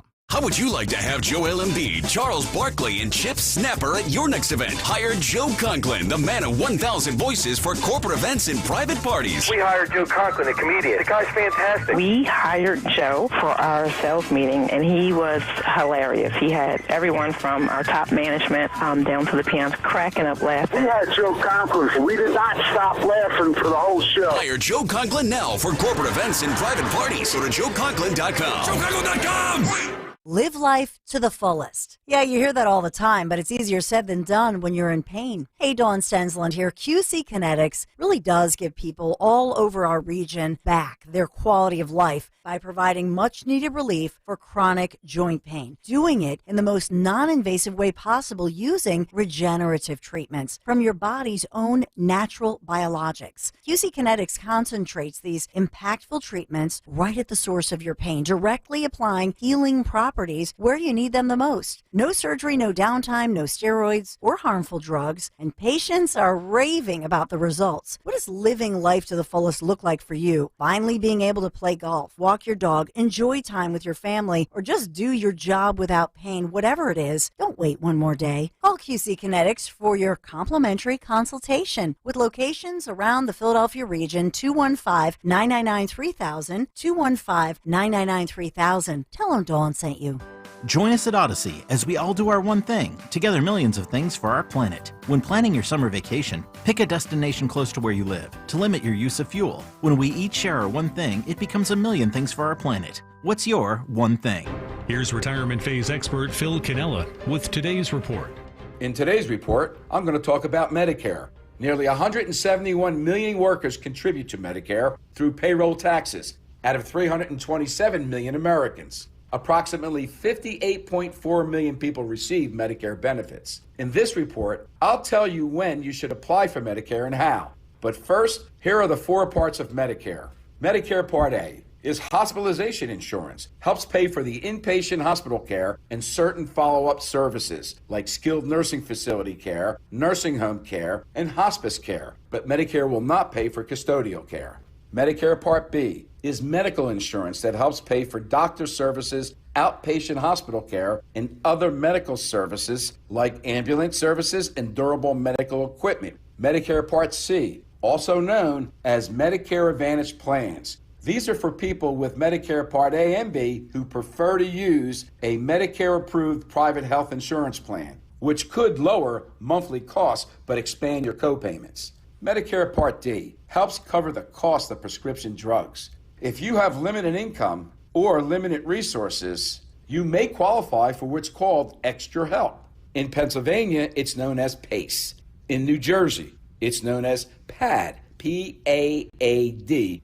According to the Social Security Administration, you should contact Social Security about 3 months prior to your 65th birthday to sign up for Medicare. The most convenient way to conduct Social Security business from anywhere at any time is to visit www.socialsecurity.gov. There you can even apply for retirement, disability, and your Medicare benefits and much more. If you don't have access to the internet, don't worry. You can simply call 800-772-1213 24 hours a day, 7 days a week.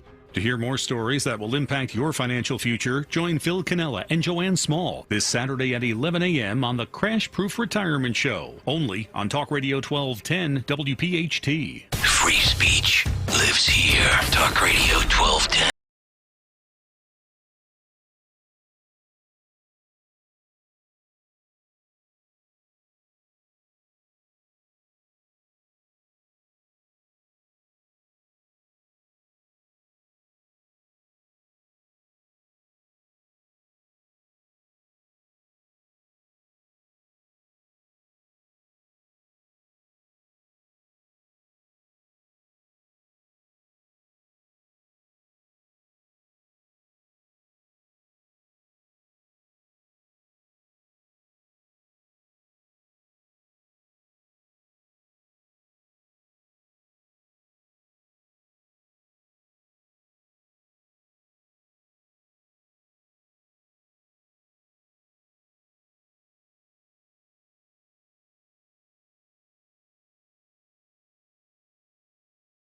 To before and after the cut sheet.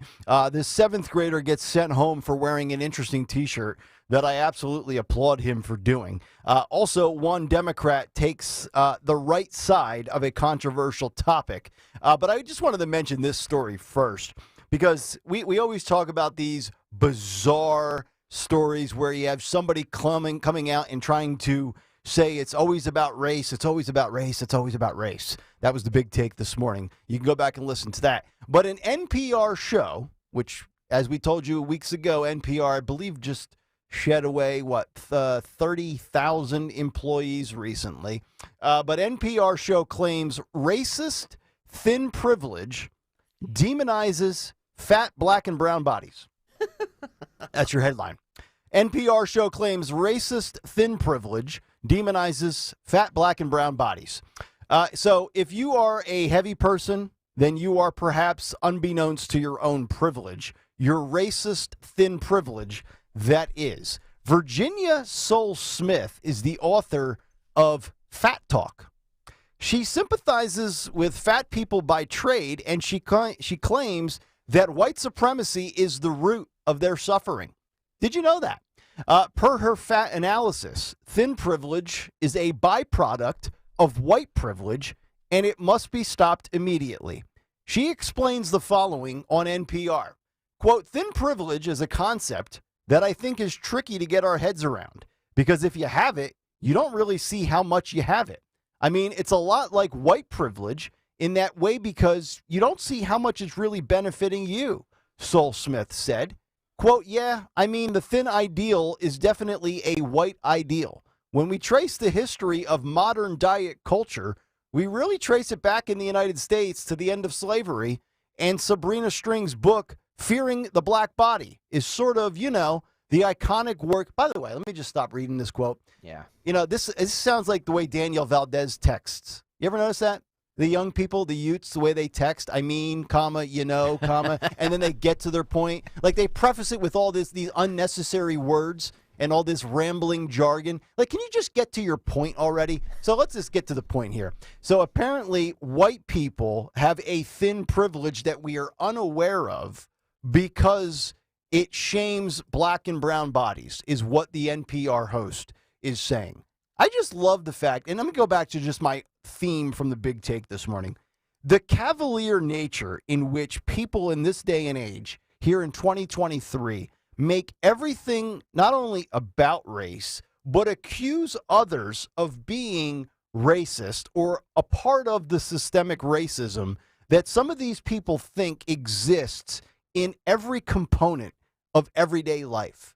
You know, how many times have we had a story where these people have tried to say, well, racism is connected to climate change and climate change is affected to this shaming, and it goes on down. Like, this is where I go back to the concept of everybody is now a victim in 2023. And didn't we just talk about a story as we kind of connect all these dots together with the way these left-wing losers think? Remember yesterday we discussed a story on transableism where perfectly healthy, normal people believe they're handicapped? I have a cut from Dr. Phil with a trans-ableist coming up. No. Yes. I was so intrigued by what you said yesterday that I went back on the YouTubes and I found an old Dr. Phil episode where they were discussing it. I don't know where these people come from, much less where they come up with these theories about victimization and victimhood. But I wanted to share that just because we've given you some of these stories about how NPR has gone in the tank recently. And it might be reasons like that. Thin privilege, really a thing.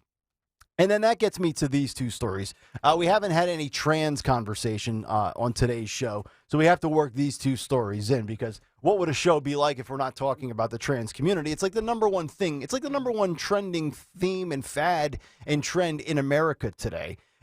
We gave you the story a couple of days ago how a kid in middle school was sent home for wearing a Let's Go Brandon t-shirt. Well, a 7th grader was sent home for wearing a t-shirt that said 5 words on the front. And those 5 words were, there are only 2 genders. And school officials said, no, we're not having that, buddy. Oh, boy. That's a trigger. That's a trigger.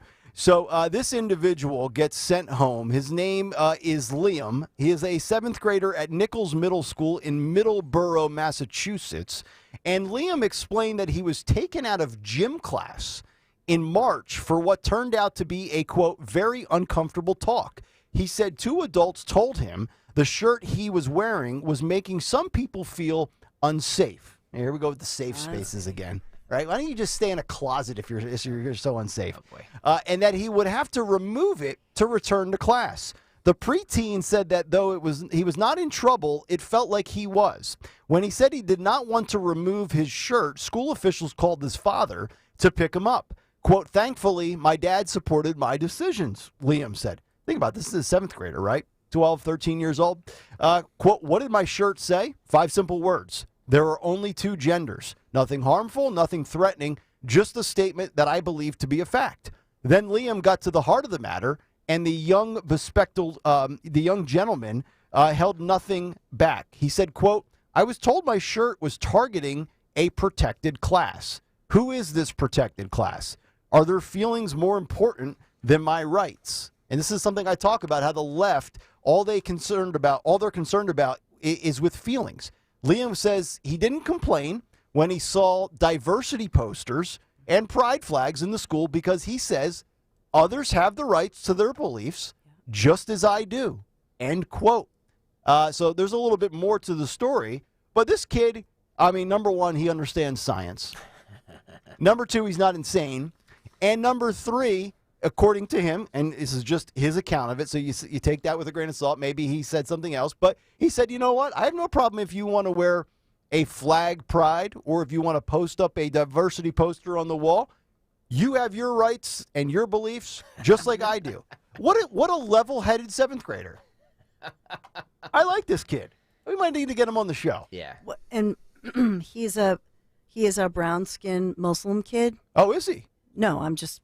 it's rhetorical. Oh, no, Dawn, he's not. Because that's where we're going with this. If faith-based kids who are brown and black, who maybe are not Christian and not a white boy, start doing what Liam did, then we might get somewhere. Because they'll have a hard time sending those kids home. Yeah. But if you're a white boy and a Jewish or Christian, they're going to send you right home. Despite being told his shirt was a, quote, disruption to learning, Liam said no one stormed out of class or burst into tears. He says, quote, I experience disruptions to my learning every day. Kids acting out in class are a disruption, yet nothing is done. Why do rules apply to one but not another? I feel like these adults were telling me it wasn't okay for me to have an opposing view, to which I would counter and say, no, Liam, you have the majority view. It's just the silent majority compared to the vocal minority. He goes on to say, their arguments are weak, in my opinion, Liam said, briefly looking up from his papers, directing his gaze at the adults on stage, and gaze as in G-A-Z-E, not G-A-Y-S. He says, quote, I have learned a lot in this experience. I learned that adults don't always do the right thing or make the right decisions, but I know I have the right to wear a shirt with those 5 words. Even at 12 years old, I have my own political opinions, and I have a right to express those opinions, even at school. This right is called the First Amendment to the Constitution. Wow. Either this kid's really smart, or this parent has, parented up this kid. But either way, it seems like the teachers in the school had an agenda, and this level-headed kid was like, "You got anything stronger or concrete? Because you're not really winning me over with your argument, pal." Pretty interesting story. I think it's a great story because it brings up the point. For me personally, I've said in my kids' schools since grade school, the policy was no writing on any T-shirts, no logos. In fact, after a while, they said if you have like a tiny little Nike logo, I guess we allow it because so much of the stuff has that. But ultimately, I would prefer nothing, just plain, mostly because in Philadelphia they deal with the gang colors and whatnot. Right.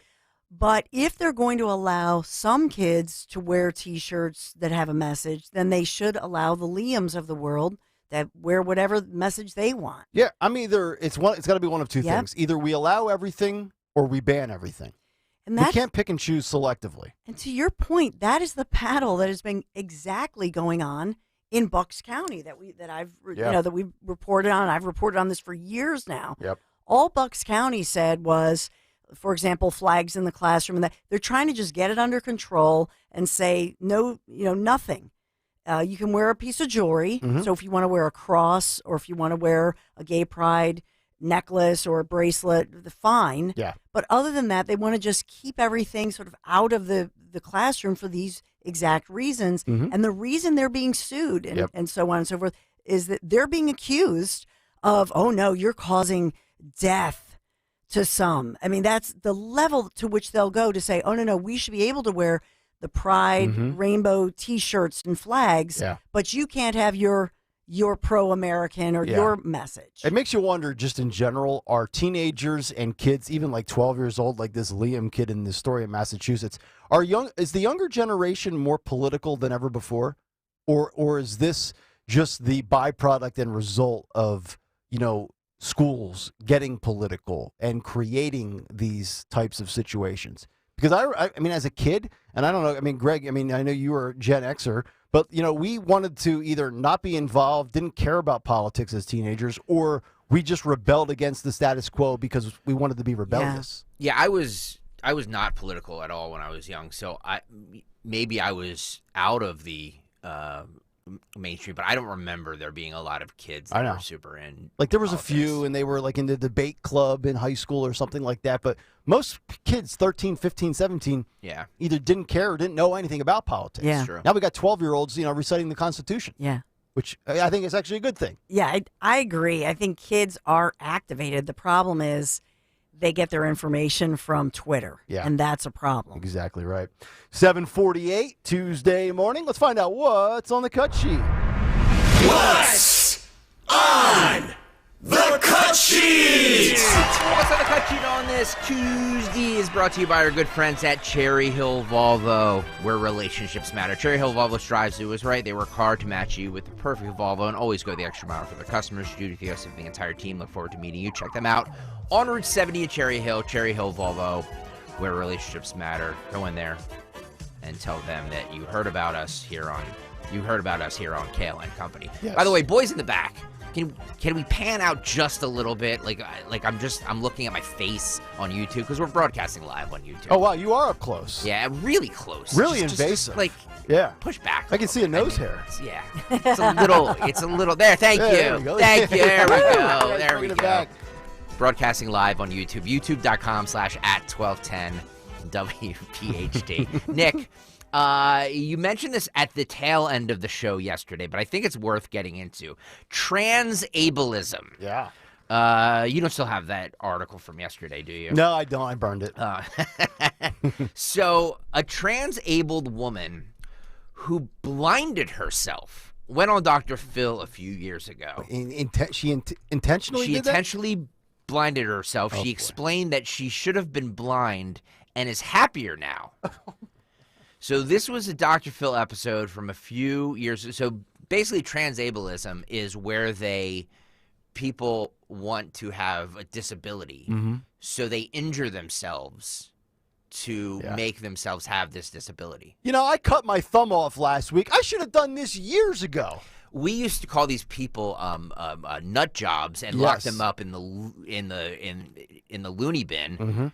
But now I guess we're a more cultured society, and we're not. very sensitive. It's not even that we're sensitive or tolerant. Yeah. We now advertise these people.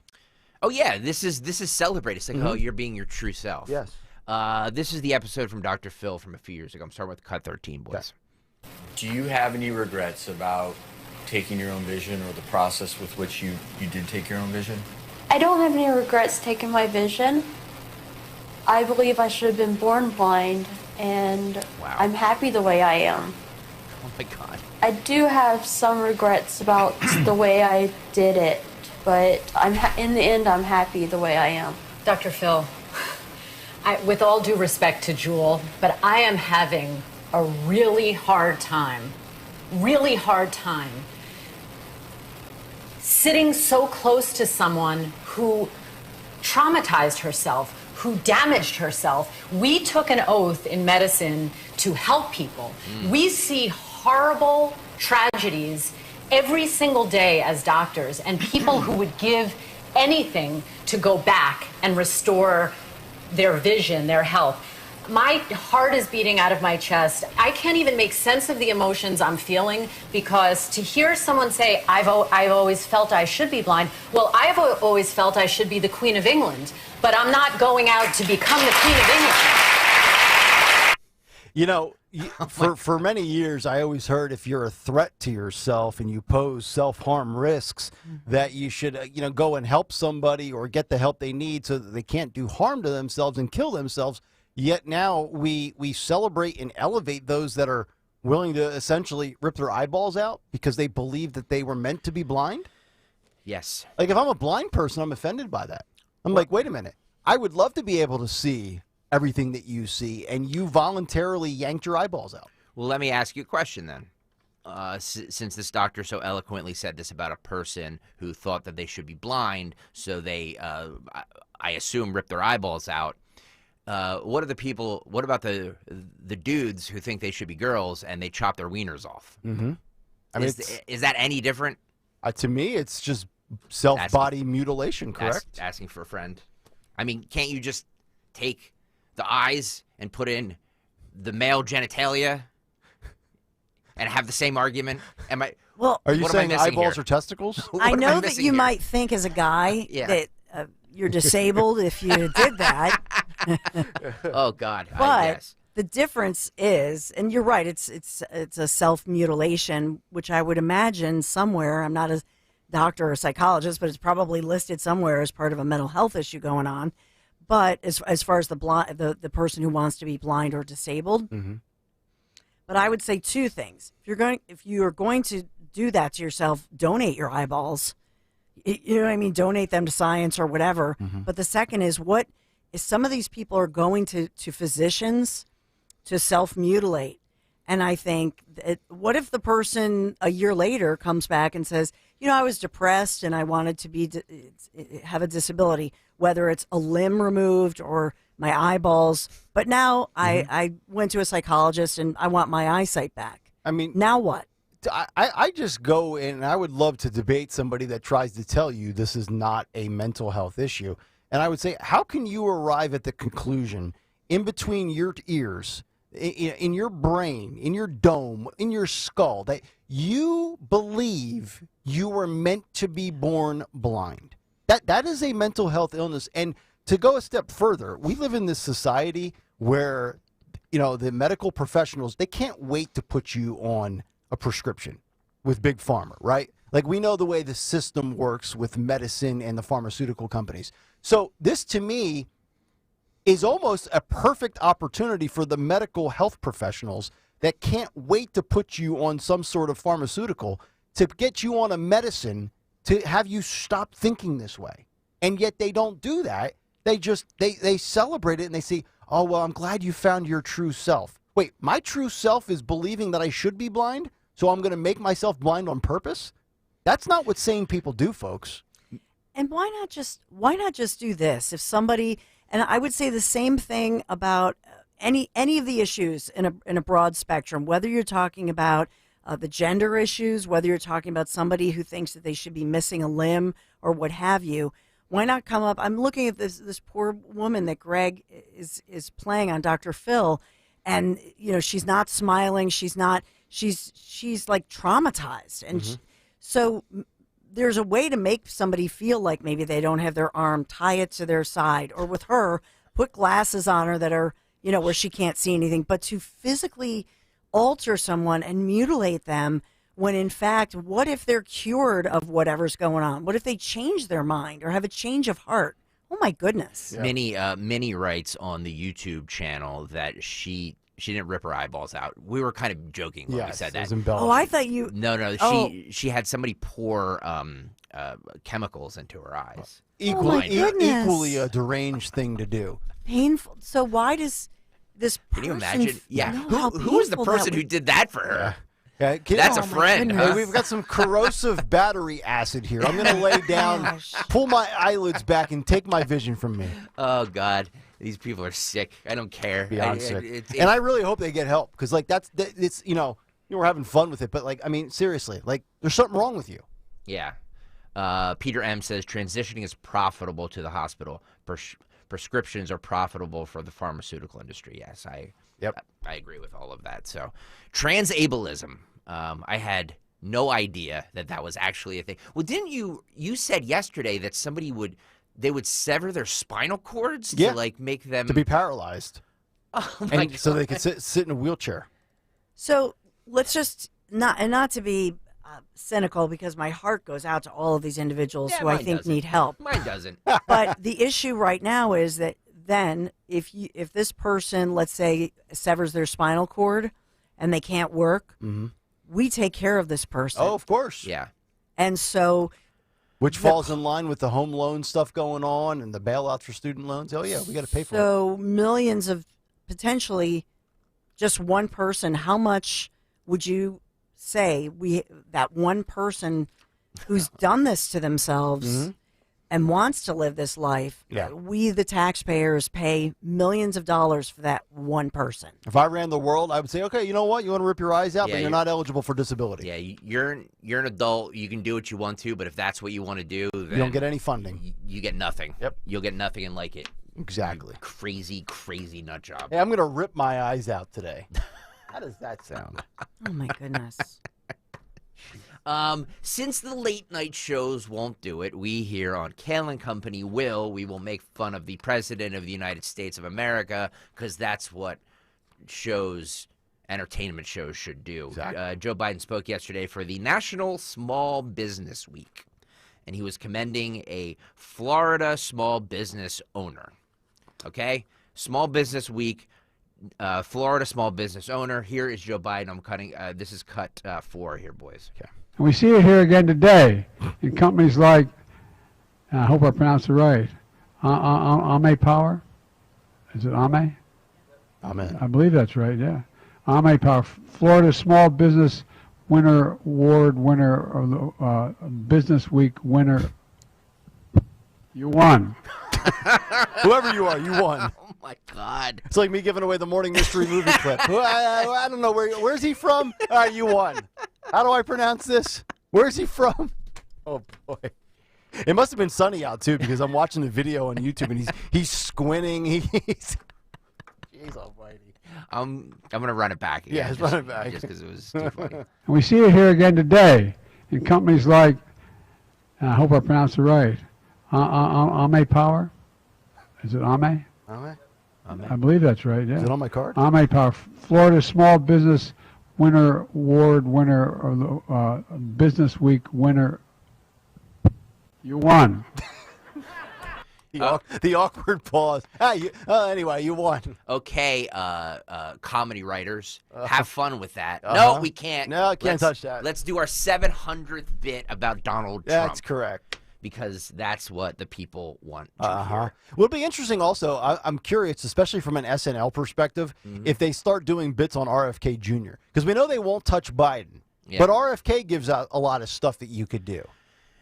I could see them doing it because he's not your typical Democrat. Let me just say this. It's very hard for a lot of these people to trash RFK Jr. because of the company he keeps. His wife is Cheryl Hines, very big in the liberal Hollywood circles, was in Curb Your Enthusiasm with Larry David. Yep. So it's going to be very hard for them to make fun of him because I know a lot of them probably know him and have dined with him and have hung out with him personally. And also because of his voice issue as well. Either they won't want to touch that or they won't have somebody that's capable of doing it. I don't know if that'll stop them, but I just think that the company that he keeps is going to keep them from, saying anything bad about him. We all know Kareem Abdul-Jabbar, right? One of the great Laker legends. Yes. Joe Biden tries to pronounce Kareem Abdul-Jabbar. Hey, Kareem Jean-Pierre. Yeah, exactly. Muslim culture is woven throughout the American culture, music, film, literature, fashion, and the arts. And we cheer for Muslim athletes like Kareem Abdul-Jabbar. I know him, and I did mispronounce his name. Yeah. Kareem Al-Zabadi. Oh my God. Kareem Al-Shahid. And we cheer for Muslim athletes like Kareem Abdul-Jabbar. Kareem Al Jazeera. It's become such a joke that the audience just cringe and they finish his sentence for him. Oh God! Oh, he's always got somebody pulling him to the finish line. Oh man! Yeah, he's like a runner in a race that just can't get to that last little stretch, and they give him direct. Come on, Joe, you're almost there. Come on, Joey. Yeah, way to finish, Joe. I mean, again, late night comedy writers. Yep. The gift of gold is right here. We give it to you every morning from 7:45 until 8:38. You know, if I wrote down Kareem Abdul-Jabbar, Kareem Jean-Pierre, and Kareem Al Jazeera, and I put that on cards for Joe, do you think he'd be able to differentiate between the three? I'm not sure. I'm not sure. We played clips yesterday from the White House Correspondents' Dinner. The host was Roy Wood Jr. He went on The View yesterday and called out the media for weaponizing his jokes about Don Lemon. Oh, I love the weaponization of it. Apparently, yes, he made a joke about Don Lemon, which, by the way, was his job that night. But he also wanted to make a bigger point about how it's sad that we are losing a voice of color on TV. Oh. Voice of color. Yes. With no ratings and zero intelligence. This is Roy Wood Jr. yesterday on The View. The thing that I found most interesting on the other side of this was, I was so worried about, people on the right or whatever taking a joke and using it to justify whatever they believe in. But what I also found in a weird way was not only like being able to take a comedian's joke to try and cancel them or to push an agenda, but also people taking a joke and weaponizing it. Like, because the thing with Don Lemon, for me, the thing that I feel like everybody missed about the Don Lemon thing was that I was trying to say that there's a man that, regardless of what he did off camera, on air, he represented the beliefs and the viewpoints of a lot of marginalized communities, and he fought for that on air. And if he's gone, I'm not sure if Charles Barkley is going to cover all of the boxes.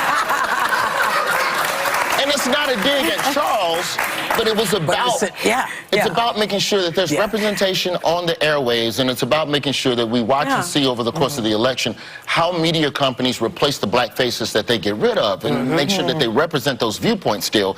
And that was completely missed, and the headline was just, "You slammed Don Lemon." I'm like, okay, maybe, but also... comma, there's more. Exactly, comma, there's more. So, you just, it's... The biggest thing I was scared of is just I realized you can't avoid it, that jokes are jokes, but people are going to take whatever they want from the joke and push whatever they believe. Number one, Charles Barkley will bring more facts and rational opinions and thoughts than Don Lemon will. Number two, I thought the left was always afraid of offending somebody. Not only was this guy afraid of offending Don Lemon, he was afraid that conservatives would use the cracks in the jokes made towards Don Lemon as part of their reaffirmation that Don Lemon's a loser. Like, the amount of thoughts that go through people on the left's mind before they open their mouth and say something, I couldn't imagine living my life like that. Imagine the inner monologue you have with yourself if you're one of these woke people on the left where you're afraid of your own shadow. It's like that little cartoon where you've got one thought on your left shoulder and the other thought is sitting on your right shoulder, and it's like the devil and the angel, like telling the brain what to do. I feel like this is the reason I pulled these clips is he's fine. He's a funny comedian. What's more important, I think, in these clips is the level of thought that goes into their jokes. And they really do believe that it's not about just making people laugh. Right. They want to make a political point.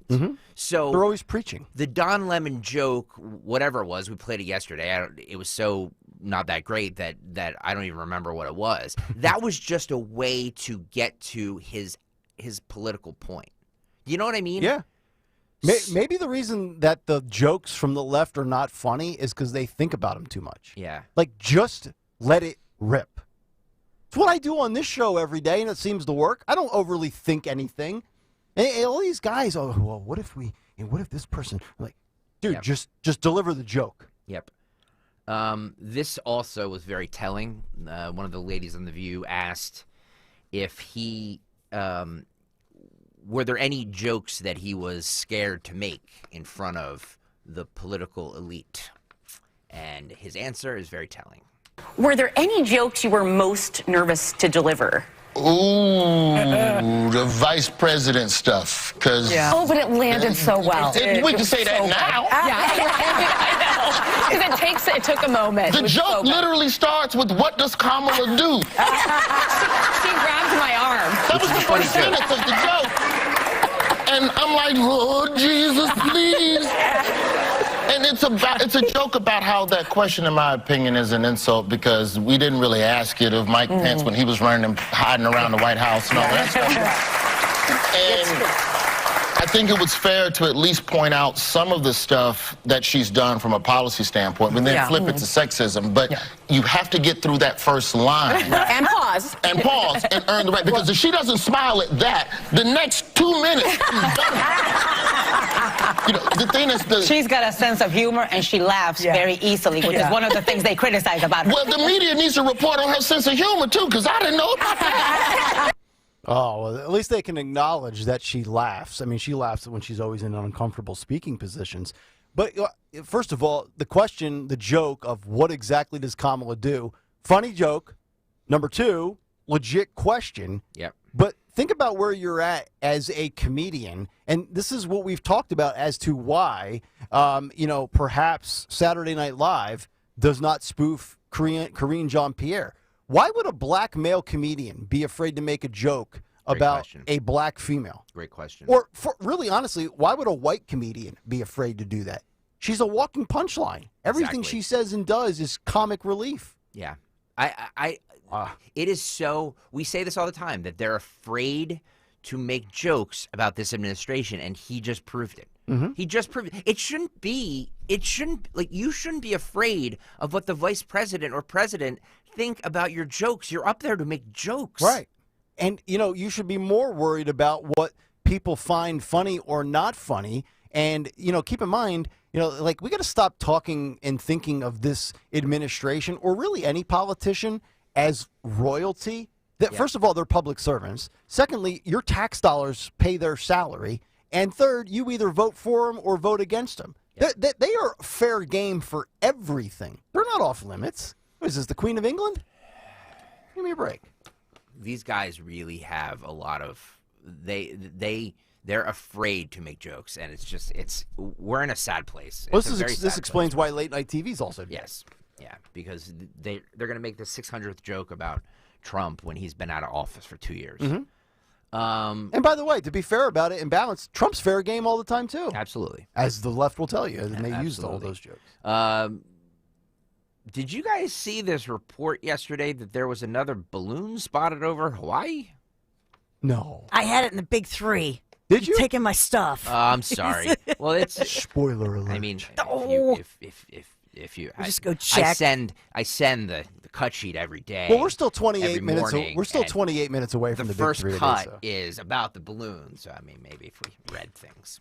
So the big three. So I can't put the big. You hadn't done it, so I thought. No, you can do it because 28 minutes from now, if the radio science is correct, there's going to be different people listening 28 minutes later. Just forget it. Okay, there was a mysterious balloon that flew over Hawaii yesterday. Dawn, would you like to tell us? Because the White House has no idea. The White House has no idea about it. Well, let's have Dawn educate the people at 1600, and then we can hear the clip. We'll let Karine Jean-Pierre, who has no idea, and then we'll let Dawn Stenson, a real reporter, tell us what it actually was. NBC News this afternoon has a report of another mysterious balloon that the U.S. military has been tracking around Hawaii. Is the White House aware of this, tracking it as well? Is there any response from this podium? So I heard of the reports as I was literally coming out to the podium. So what I would say is I would refer you to the Department of Defense. She's always referring people. I have no idea. She has given out more referrals. We have no idea. You know how when you go on your LinkedIn page and you can, I don't think the word is referral, but you is it recommend or endorse somebody that you follow? Yep. Mm-hmm. She's like a walking LinkedIn referral. I just refer you to this department. That's beyond my scope. So what was this balloon, Dawn? Now you can. They don't believe it was Chinese. Okay. Was it Russian? So maybe Mama Zioli should just be the White House spokesperson. She seems to know more. Official balloon correspondent. But I mean, why not just quote, if you're KJP, she obviously doesn't want to talk about it, but why not just quote NBC, I think, was the first to break the story. But they are reporting the U.S. military is tracking this mysterious balloon. It's mysterious. And that it flew over American soil It is not clear what it is or who it belongs to. So we don't, but they don't, even though they're saying they don't know who it belongs to, they say it, they don't believe it's Chinese. So that's curious. Has Joe tried to shoot it down yet? Or is he gonna? So this is in Hawaii? It flew over across portions of Hawaii, but did not go over any sensitive areas, they say. So it hasn't gone over like Area 51 or, it'll probably get to the East Coast and it'll probably go right across the Carolinas. Mama Zioli will see it. Rich will talk about it. And then Joe will say, you know what? Bring that sucker down. By the way, I'm looking at some reaction on YouTube. Susie Cool has us up on the YouTube channel on her big screen TV in her saw house. By the way, like nice, she's sitting in bed watching us on TV. Nice pad she has. I know. My Lord. She lives a good life. Yeah. Sports cars, dinners on Saturday nights in Naples. Cleveland to Naples. And Kayal Company on your big screen TV. Nice. I love it. I love it. By the way, we're streaming live on YouTube, youtube.com/@1210WPHT. You can literally join the million people plus that watch us on a daily basis on YouTube. Excuse me, I said million. Thousands. Hey, we're good, but we ain't that good. 1,000 people plus million on YouTube. Eric the Red says, I find it amusing that Greg Stocker wasn't political as a Ute, perhaps a little more focused on rolling a fat one. Yep. I have no comment on that. I never smoked a doobie. Karine Jean-Pierre was talking about that horrible story about that Texas man that was accused of murdering his 5 neighbors execution style over the weekend. The one thing she doesn't bring up in this clip, I'm sure you guys know the one thing she won't bring up. Of course. She'll bring up other things, not this thing. The crisis. Yeah. A 9-year-old child was murdered along with 4 others in yet another shocking, horrific act of gun violence in America, this time in Cleveland, Texas. 2 of the women killed were discovered on top of surviving children and appeared to be shielding them from gunfire. In all, 5 people were murdered by an individual armed with a powerful AR-15 style rifle. Yeah, so this is a gun issue, not a border security issue. This guy was deported 5 times. And on the 6th time, he was allowed back, and he ends up killing, and she gets her facts wrong because it was not a 9-year-old.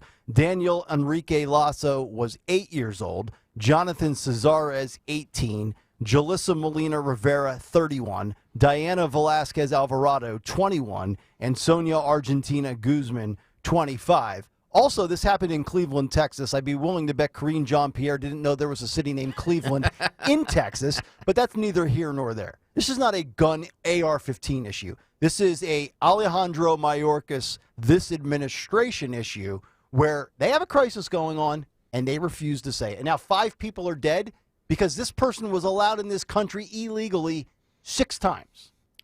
Come on. But we're going to blame the gun. Of course. And thank you, by the way, for reading the victims' names and getting them factually correct, unlike this administration, who does not. Yeah. But the point about this story to me, this is what I talk about when I pick up my kids from car line after school, but because we were listening to. So the deal is, where do you think that somebody like this, who they've tried to get out of the country, so everybody in the neighborhood knows this is a bad dude, right? Mm-hmm. And so where do you think somebody like that lives? He's going to live in a community where he can blend in. And so this is why this open border issue is not popular with, in fact, Hispanics who've come here, whether they came here legally or they're asylum seekers or whatever. Yep. So this is a double bad for the Biden administration, right? No question. Absolutely. And those women shielding, literally giving up their lives for the kids. Oh, my God. Yeah. All because this administration has an open border policy. By the way, Richard Notaro with a great tweet. He says, I'm surprised Karine Jean-Pierre didn't say, I'd refer you to the Chinese government when it came to speaking about the latest balloon. Nick, you referenced the banks and how all of these banks are failing, and it's actually a bigger crisis than people are being led to believe. But don't worry, Karine Jean-Pierre says they're very confident that this will be the last bank to fail under this administration. This administration takes this seriously. What steps are you taking to avoid this from happening again? I guess, why so confident? So look, we're very confident because we have put forward tools, five specific tools that I can speak to that the president wanted to make sure that were out there. Again, we have taken decisive and forceful actions these past several weeks to make sure that the banking system is in a stable position, and that's what you've seen this administration do. So let's speak to those 5 specific tools, because I actually jotted down the 5 specific tools. Their names are Joe, Kamala, Karine, Pete, and Alejandro. There's your 5 specific tools. These guys have no answers for anything. By the way, too, and Dawn, you mentioned about the recession when I mentioned the money with these 3 or 4 banks compared to the money that was lost in 2008 with 25 banks, and you mentioned recession. And this is not really a prediction. I'm certainly not trying to scare people, but many experts did say, remember towards the end of 2022, as we wrapped up the first couple of months of this show, that the second half of 2023 could be very brutal, could be a bloodbath in the financial world. And another bank, more issues.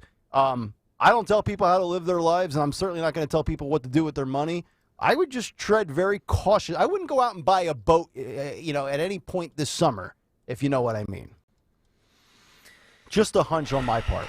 I wouldn't make any unnecessary purchases over these next 7 or 8 months. Trek 200 on YouTube says, I have a feeling people will start burying their money in their backyards instead of using banks. I've got mine in my pillow.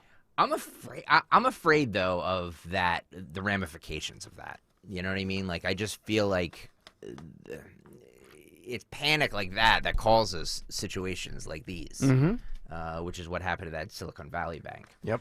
I don't know if you guys saw this yesterday, but this video was making the rounds. Media Matters published a video of Tucker Carlson slamming Fox Nation. Did you guys see this? I did. I love that this is their smoking gun. So he's on set of Fox Nation talking to a producer on his phone. I'm just setting this up.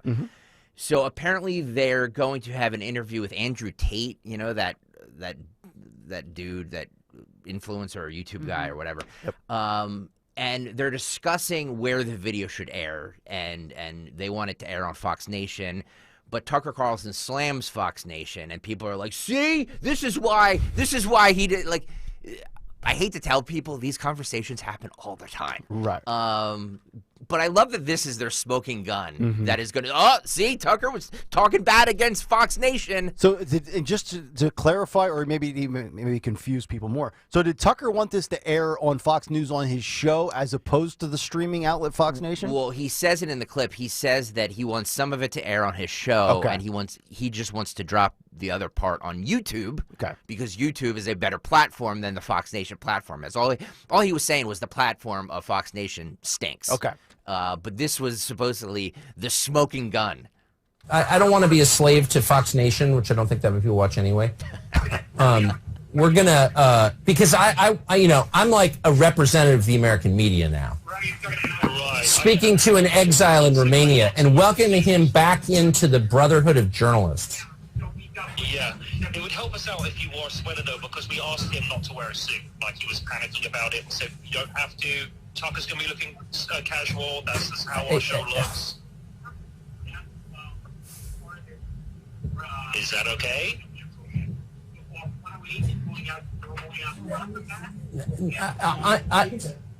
I mean, this is airing on the nighttime show, and I want it to look official. I don't want it to be like bro talk.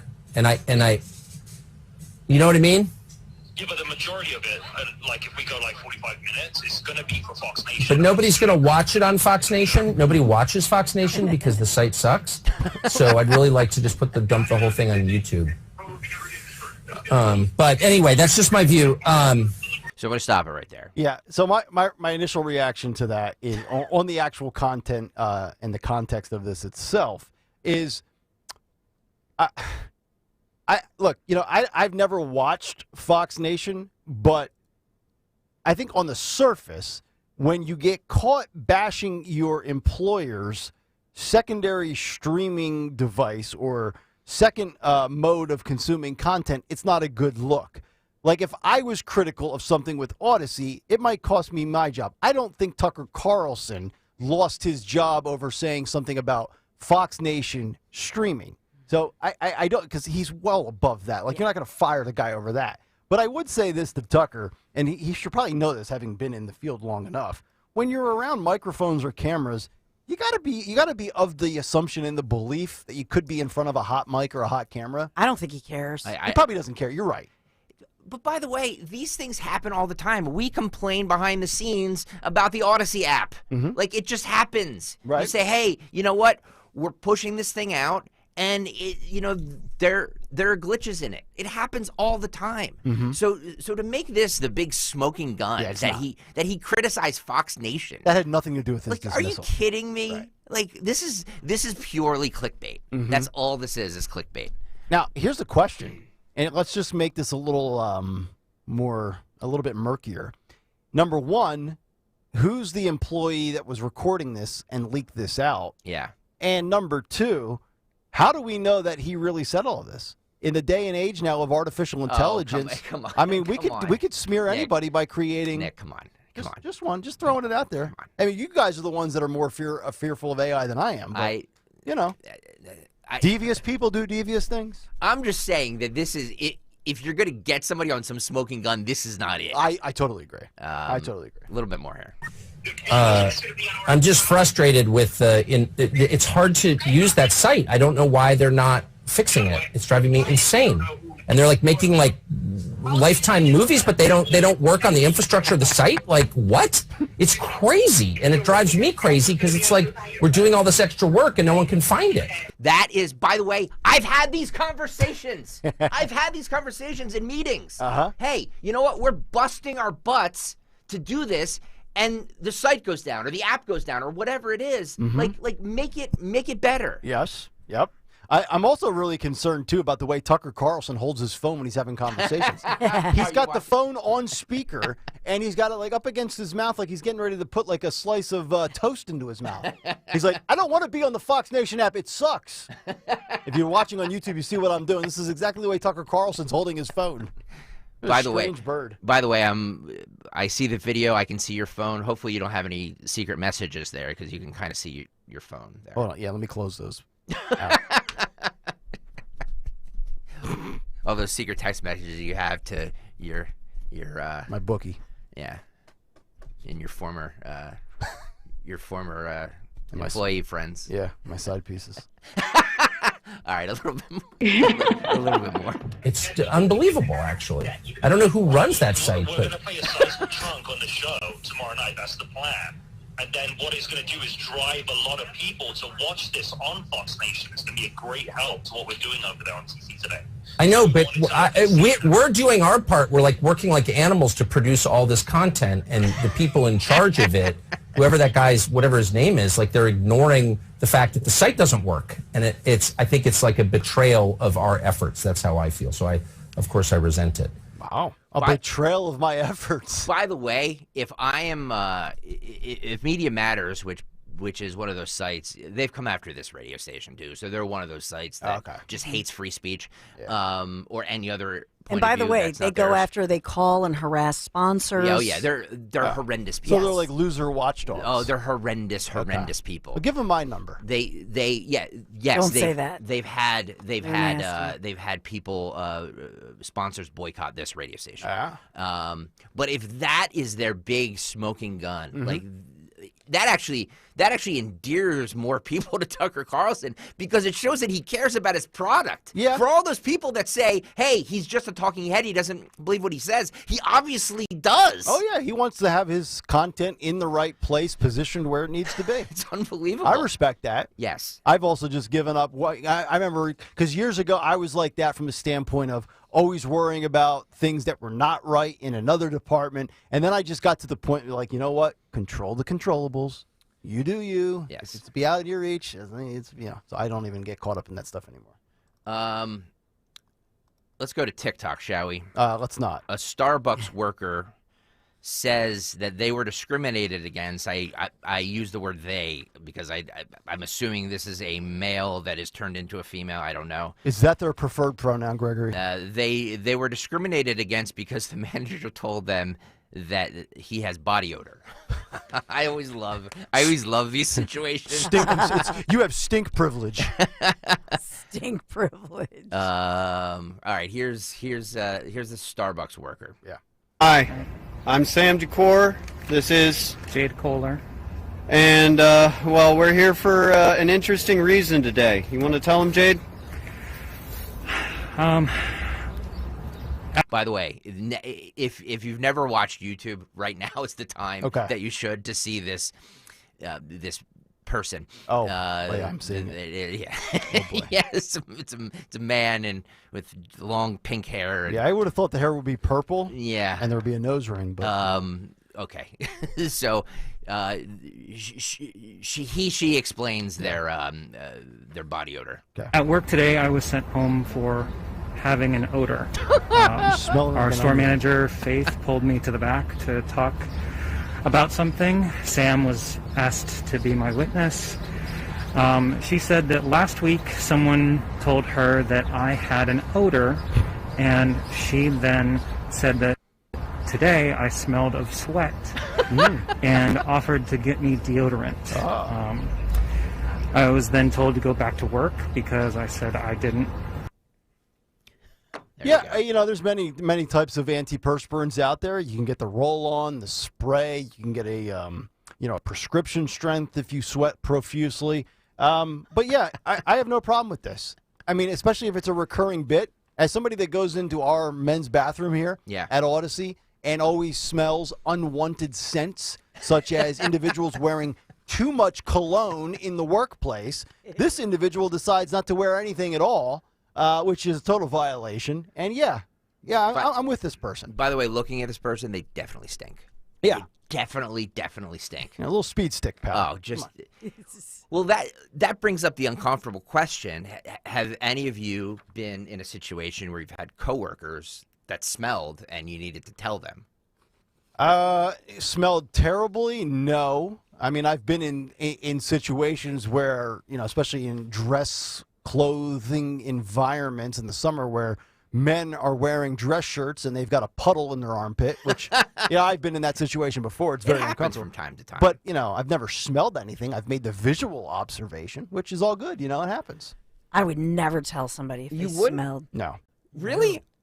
I feel like Nope. I feel like you kind of should. Nope. There was a situation here many years ago. Neither of the parties work here anymore.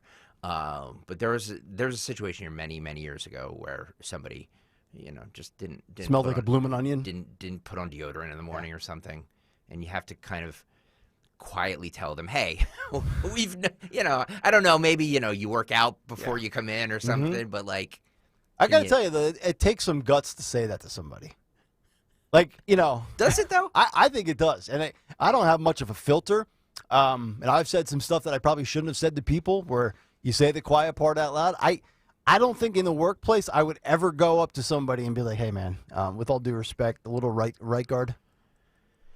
Really? I could smell you getting off the elevator. Yeah, I don't think I would do that. Nope. So as a manager, I would probably have to think twice about it because one of you could sue me, I assume. So as a manager, who would you punish? Would you punish... No, you don't punish anybody. Would you punish somebody for being a whistleblower on body odor?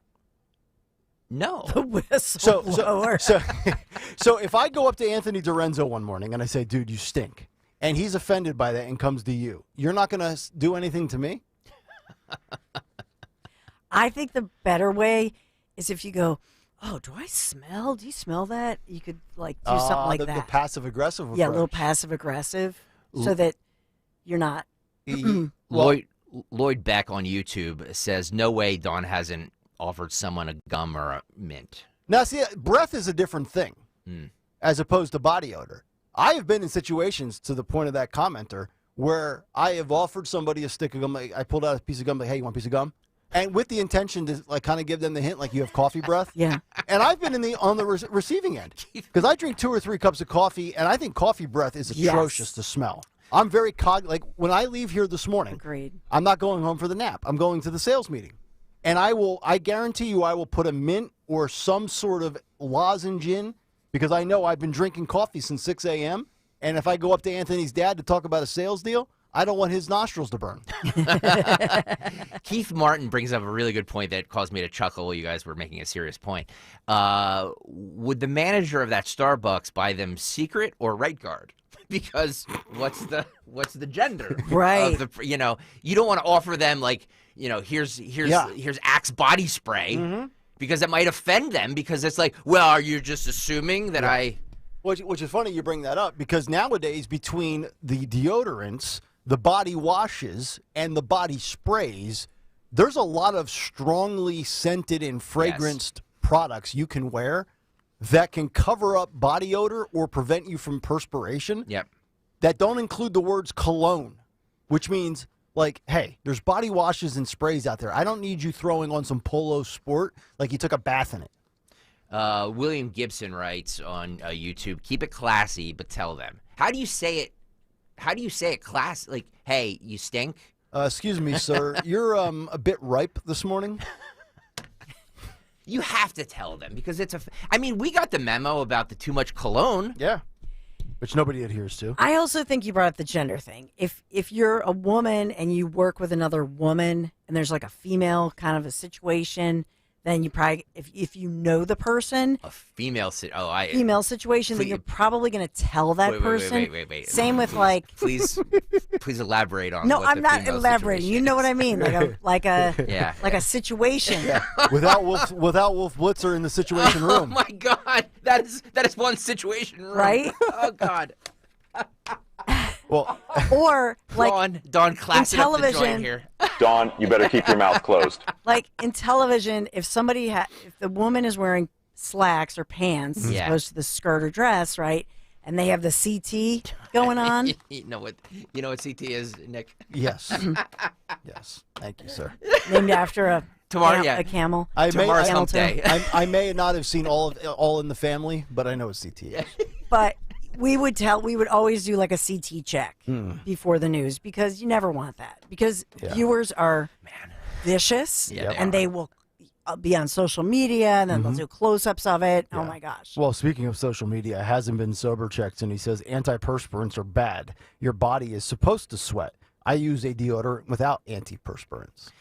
So I tried that because I've heard the aluminum in the deodorant is like bad for you. So like I tried that Tom's stuff that is supposed to be natural and Burt's Bees stuff that's supposed to be natural, and it doesn't work. Like Burt's Bees makes deodorant? Yeah, I thought they just made chapstick. No, they make body wash. They make shampoo. Oh, I have to take a look for it. I like a lot of their products, by the way. I'm not too manly to admit I use some Burt's Bees stuff. Not too privileged. The Burt's Bees diaper balm. Yeah. If you know how guys in the summer and you get that chafing with your swimsuit down the shore? Yeah, it's horrible. Burt's Bees, the best. No, not it's like the chafing on your inner thighs. Yeah. Because of the That's why they created Gold Bond Medicated. Or the Burt's Bees. The Burt's green Bees bottle. is the best. Exactly. Robert Schwartz says, you women don't want the CT, they're fine by me. I mean, I got to agree with Robert on that one. I mean, I'm fine. I'd be fine with that. It's a cleavage that you never want. Well, on television. I mean, ugh. Especially the meteorologists. How dare they? Tell him, Kamala. William Gibson on YouTube says, don't scream it out, just tell them off to the side. Yeah.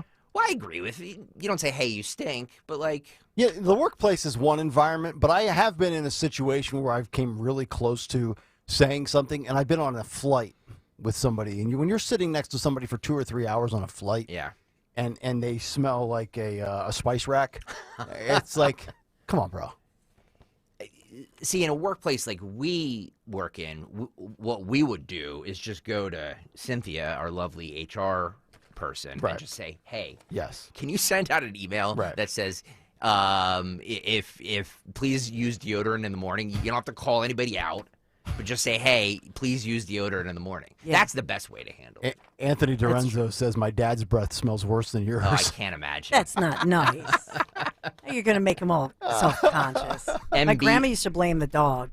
MB, well, you blame the dog on other things. Yeah. Like, farting. MB on YouTube says, I'm laughing so hard that the people at my gym are looking at me like I'm judging them. So, MB working out at the gym, hopefully not stinking. Yeah. No, it's not you. It's just Kayal Company. They've got me giggling again. Yes. Yeah. Hey, by the way, whatever gym you're at, tell them to throw it up there on the. Tell them to throw the YouTube feed up there on one of the TV treadmill screen. TVs. Yes, come on, let's go. Yeah, take CNN off and put Kayal Company on. Help us get some numbers here. Yes. Come on. All right, I'm done. Is that it? All right, 8:38, right on the dot. By the way, that's really the new out time for the cut sheet. It shouldn't be. In and out of every break, we need to jingle and hit the time. Jingle. And we hit the time. B. Dudley on YouTube says, "What about smoker smells? Like somebody who smells from smoking a lot." That's Although I tell you what, and this probably goes to prove that the story we gave you a few weeks ago on the show is true. A lot of Americans don't do it anymore. I haven't been in a situation where I sat and I'm like, oh man, he was just out, pounding a heater. Pounding a heater? That sounds dirty. What is that? Who says that? Can we get back to Dawn talking about CT? Yeah. Dawn, go ahead. This is better than CRT. All right, 8:38. That'll do it for what's on the cut sheet. Part 1. Part 2 is up in just about an hour. You got more feedback? No. Okay. I'm good. All right, here's Dawn Stensland with the Big 3 at 8. It's the Big 3 at 8 on Kayal Company. Sponsored by Catholic Philly, a New Jersey student who was bullied to death is making international headlines this morning. Now officials at his former prestigious New Jersey boarding school are admitting they could have done much more to save him from bullying and save his life. A tragic story about Jack Reed, who was 17 when he died by suicide following relentless bullying by classmates at his elite New Jersey school. His parents, William and Elizabeth, speaking out now to the New York Times, saying it all started after the boy was falsely accused of assaulting someone, sexually assaulting someone. He was through this nightmarish situation. Now the school making the settlement with the Reed family and admitting there were many steps they should have, in hindsight, they should have taken, but did not. So an update there on just a tragic situation. Pennsylvania making national headlines for the first of its kind, breast cancer care. The new law eliminates all costs for preventative screenings in women with high lifetime risk of breast cancer. And you're seeing a lot in the headlines, whether it's print or broadcast. Everyone is showing and talking about the fact that Governor Josh Shapiro signed this his first bill into law as governor of Pennsylvania. And yes, he's a Democrat. Hidden somewhere in the coverage is the sponsor of this bill, who is a breast cancer survivor, Republican woman, Senate President pro tempore Kim Ward. She's a Republican from Westmoreland County, and her bill, by the way, and as a breast cancer survivor, her bill passed unanimously. So signed by Governor Shapiro with his wife Lori by his side. But this is being hailed as a great step forward, as the coverage requirement only applies, though, to private state-regulated health insurance plans, though the state's medical assistance program already has similar programs. But this is all kinds of testing, as well as mammograms, ultrasounds, all of that sort of thing for those high-risk breast cancer potential patients. Number 2, the devil declares victory in court. So a Pennsylvania judge offering a school district, we've talked about, this is a follow-up, must allow the after-school Satan Club. Oh, this is Saucon Valley. Yes. Okay. So they must meet on the school property. So a federal judge, this is U.S. District Court Judge John Gallagher, he had rejected the district's claim that it rescinded the approval because the club violated advertising policies. However, he said, remember we reported on this, that the ACLU had said it was viewpoint discrimination. Mm-hmm. The club, the Satan Club, they wanted to be able to distribute these flyers and permission slips and all of that, but the judge pushed back on that and said, no, that's going a little far. I just wanted to point out to you that the Satanic Temple group, they say that they don't believe in a literal Satan, and they're promoting independence and free thought. I'm just going to Mostly point out. peaceful? Well, look them up, because on their black and red website, what they're really pushing for, this is their website. They say the Satanic Temple is the leading beacon of light in the battle for abortion access, which the Satanic Temple members say that the voluntary abortions are part of a religious ritual. Oh, okay. So there's some politics, and there's another ulterior motive, I think, behind this group. If you look at their website. So I don't know if that came up in court, but very recently they've been pushing hard in Texas for these kinds of things. So it seems like they are political and have an agenda, although they're claiming that they do not. So that's our big three. Was that three? That was three. Yeah. All right. So big three, sponsored by, and appropriately, our satanic devil ruling, sponsored by Catholic Philly.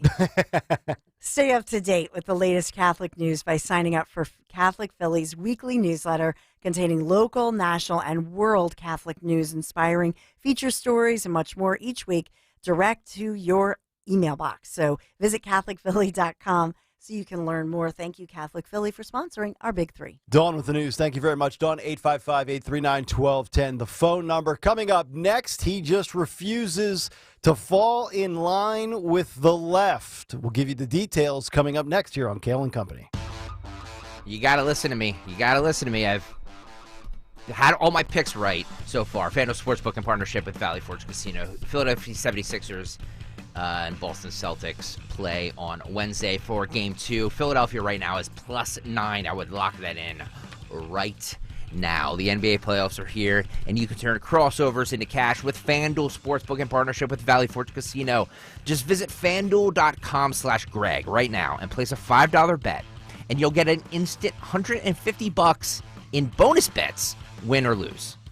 There's no better place to bet on all the playoff action than America's #1 sports book. Just go to FanDuel.com/Greg, FanDuel.com/Greg, and sign up to get $150 in bonus bets when you bet your first $5. FanDuel is the official sports betting partner of the NBA.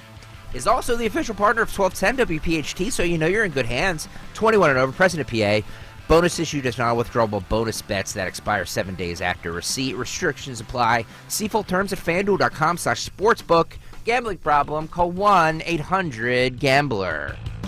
The following conversation brought to you by Omega. 800-300-9ERC. That's 800-300-9372. OmegaTaxCredits.com. I thought I couldn't get the ERC if I got the PPP loan. Nope. If you're a business owner with 5 to 500 employees, you might be eligible. I thought it was really difficult to apply for the ERC. Not if you use Omega. See, Omega is an accounting firm that has been around for over 15 years. They are a true accounting firm that will have a fiduciary relationship with you and your business, and they don't get paid until you get paid. But I'm sure it takes forever to find out if you're eligible. Again, no. If you call 800-300-9ERC, you could learn if you're a good candidate in less than 10 minutes. I make a call that takes less than 10 minutes, and I can find out if my company is pre-qualified to receive a tax credit up to $26,000 per employee. During the qualifying time frame, yes. I'm checking out OmegaTaxCredits.com right now. This conversation was voiced by actors that belong to a company that has already filed for their ERC.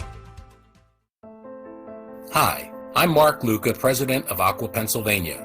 Aqua wants to help you avoid costly and unsafe sewer backups. Don't flush disinfectant or other hygiene wipes down the toilet. Even flushable wipes can cause backups in household plumbing and larger blockages in wastewater collection systems. Dispose of all wipes in the trash instead. Also, don't flush tissues, napkins, or paper towels, which can also contribute to clogs in pipes.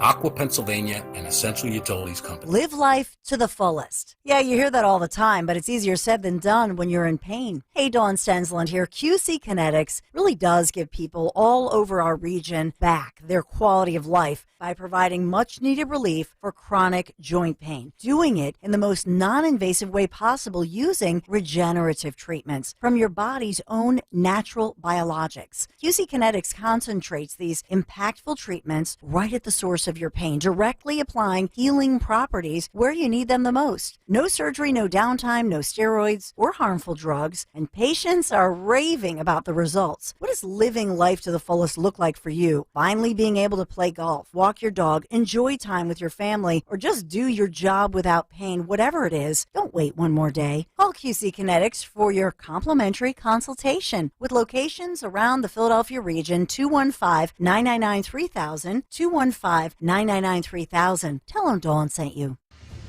Retirement income is not one size fits all. Many crash-proof consumers never thought that they would need income from our system until inflation took our economy by storm. That's why the team at Crash Proof Retirement custom tailors every one of our over 5,000 systems with guaranteed inflation fighters that can increase your income up to 15% without depleting your nest egg.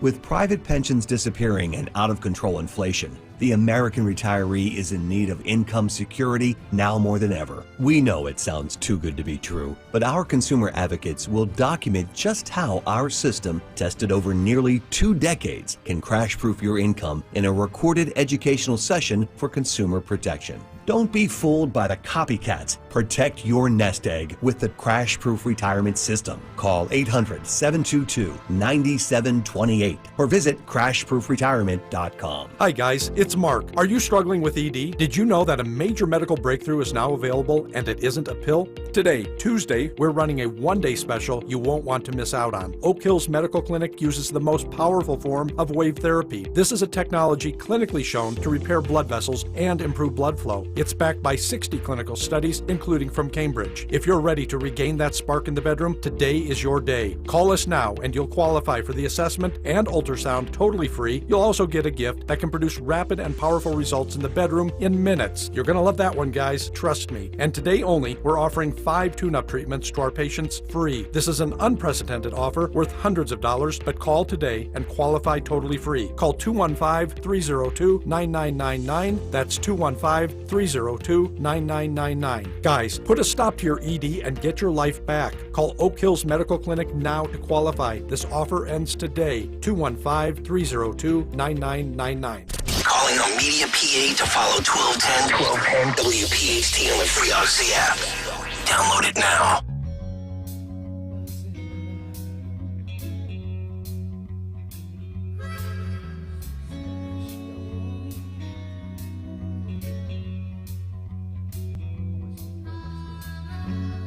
Kayal Company, as we welcome you back in, this segment brought to you by Joseph Anthony Retreat Spa and Salon, the secret to spoiling the moms in your life this spring. Now with 3 locations, Glen Mills, Springfield, and Center City at the Lowe's Hotel. Visit in person or online at josephanthony.com where gift cards are available. That's josephanthony.com. 855-839-1210, the phone number. We're going to get to this RFK Jr. story in just a moment, but I just saw this breaking news from Front Office Sports, and I want to share this because it goes back to our big take this morning, where there was all these claims about racism coming out from the NFL draft. And if you were with us this morning for the big take around 6:15, or if you were not, go back on the Odyssey app or YouTube and listen and watch it. You know, one of the claims was from a few guys at ESPN that all of a sudden the NFL is going to change their business model and the rules of the game because too many black quarterbacks are having success because Jalen Hurts and Lamar Jackson got paid massive contracts. Well, breaking news 26 minutes ago from Front Office Sports, Fox has discovered that Super Bowl 52 was the most watched Super Bowl of all time, which averaged 115.1 million viewers. Nielsen, which measures ratings, is issuing the new record number after a review revealed irregularities in the ratings system, which would have contested the fact that this was the most watched Super Bowl of all time. Now, if you remember, the Super Bowl was the Eagles and the Chiefs. Who were the quarterbacks in those two games, in that game? It was white Jalen Hurts and white right. Jalen Hurts, African-American quarterback. Patrick Mahomes, African-American quarterback. Yeah, so the NFL is really going to, cut off their nose to spite their face because some ESPN honks have the audacity to say stupid things and still keep their jobs because, well, you can say racist things when you're on the other side of the ledger at ESPN. So I just wanted to share that with you guys. But also, the RFK Jr. story is interesting because this is a guy who is going to challenge Joe Biden, in theory, as a Democrat. Yet, if you're thinking about his stances on different issues, when it comes to climate, RFK Jr. certainly on the left. But when it comes to vaccines, you could argue he's on the right. When it comes to election integrity and also voting and some of the issues that people perceive to be a problem, we talked about this story last week where RFK Jr. said, yeah, the Democratic Party has the system somewhat rigged. So that would be on the right. And now, and this I think is more common sense than anything, but it would fall on the right as well, RFK Jr. taking the right side of what is apparently a controversial discussion when it comes to biological men competing in women's sports. Headline from townhall.com, Democrat takes the right side on controversial topic of men competing in women's sports. RFK Jr. condemning the idea that males should be able to participate in women's sports. He says the following, quote, I am against people participating in women's sports who are biologically male. I think women have worked too hard to develop women's sports over the past 30 years. I watched it happen, and I don't think that is fair. That is a quote from RFK Jr. As most Democrats, including Joe Biden, continue to advocate and praise for transgender competition with girls, RFK Jr. not one of them. And for, from a state perspective now, 21 U.S. states have banned males from competing in female sports, contests, arguing it's not only fair competition unfair competition-wise, but dangerous as males have more weight on them than women.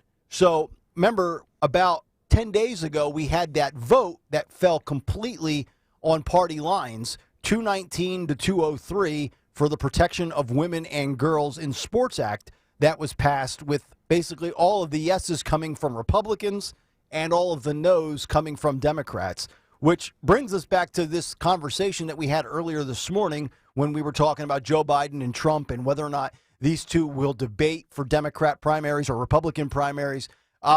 This is once again one of these things where you look at RFK Jr. and you just can't throw him in a certain box. I don't know if you want to call him a free thinker, if he leans more right, even though he's running on the left. But if you start to check off the boxes here, he is far more moderate to right than he is left. To my knowledge right now, unless you guys know of a topic that he's spoken out against or on, other than climate, he does not really identify, and I say that facetiously, the key word identify, he doesn't identify as a Democrat, which is unique. He does I think he's more of a Bernie Sanders type. And if Bernie Sanders was a true, socialist Democrat, as he claims, the whole vaccine thing, he would not have supported a government pushing a vaccine because, in their minds, government does, you know what I mean? Yeah. So I think that he's more in line of a Bernie.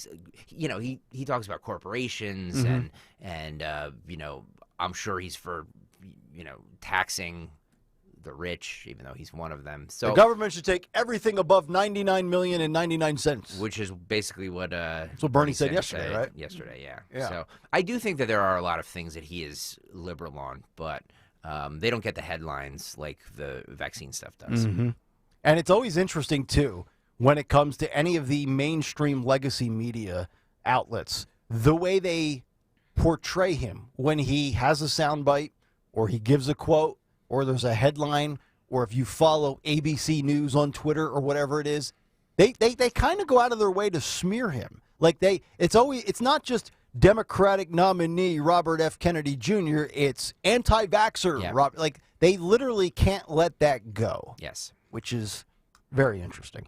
855-839-1210, the number if you want to get in. We got a big 9 o'clock hour coming up. Our morning mystery movie clip, another great $50 gift card that we will tell you about. We've got what's on the cut sheet, part due, what's on tap for the Dawn Show. And also, we have to get into a couple of these stories regarding the media and Americans with their lack of trust. 90% of Americans concerned about misinformation from the media, and it's actually gotten so bad that a lot of Americans now rely on public figures for their news. Let that sink in for a moment. Not the outlets, but public figures for their news. We'll get into that story, and also the godfather of artificial intelligence has quit Google. We will get into that story as well. It's all still coming up in the 9 o'clock hour, but right now, Dawn Stensland with a word for QC Kinetics. Yeah, because you got to live life to the fullest. You hear that all the time, but it's easier said than done when you're in pain, right? QC Kinetics really does give people all across Philadelphia, across the region, back their quality of life by providing you much needed relief for chronic joint pain. Not just providing that relief, but doing it in the most non-invasive way possible. That's what's amazing here. They use regenerative treatments from your own body's natural biologics. So where's your joint pain? In your knees, your hips, your shoulders, your aching back? Well, QC Kinetics concentrates these impactful treatments right at the source of your pain, directly applying healing properties where you need them the most. No surgery, no downtime, no steroids or harmful drugs, and patients here are raving about the results. So what does living life to the fullest look like for you? Finally, being able to play golf or walk your dog, enjoy time with your family, playing a little frisbee on the beach, just doing your job without pain, whatever it is. Don't wait one more day. Just call QC Kinetics for your complimentary consultation. They have locations across our entire region. 215-999-3000, 215-999-3000. QC Kinetics, just call them. 215-999-3000. Tell them Dawn sent you.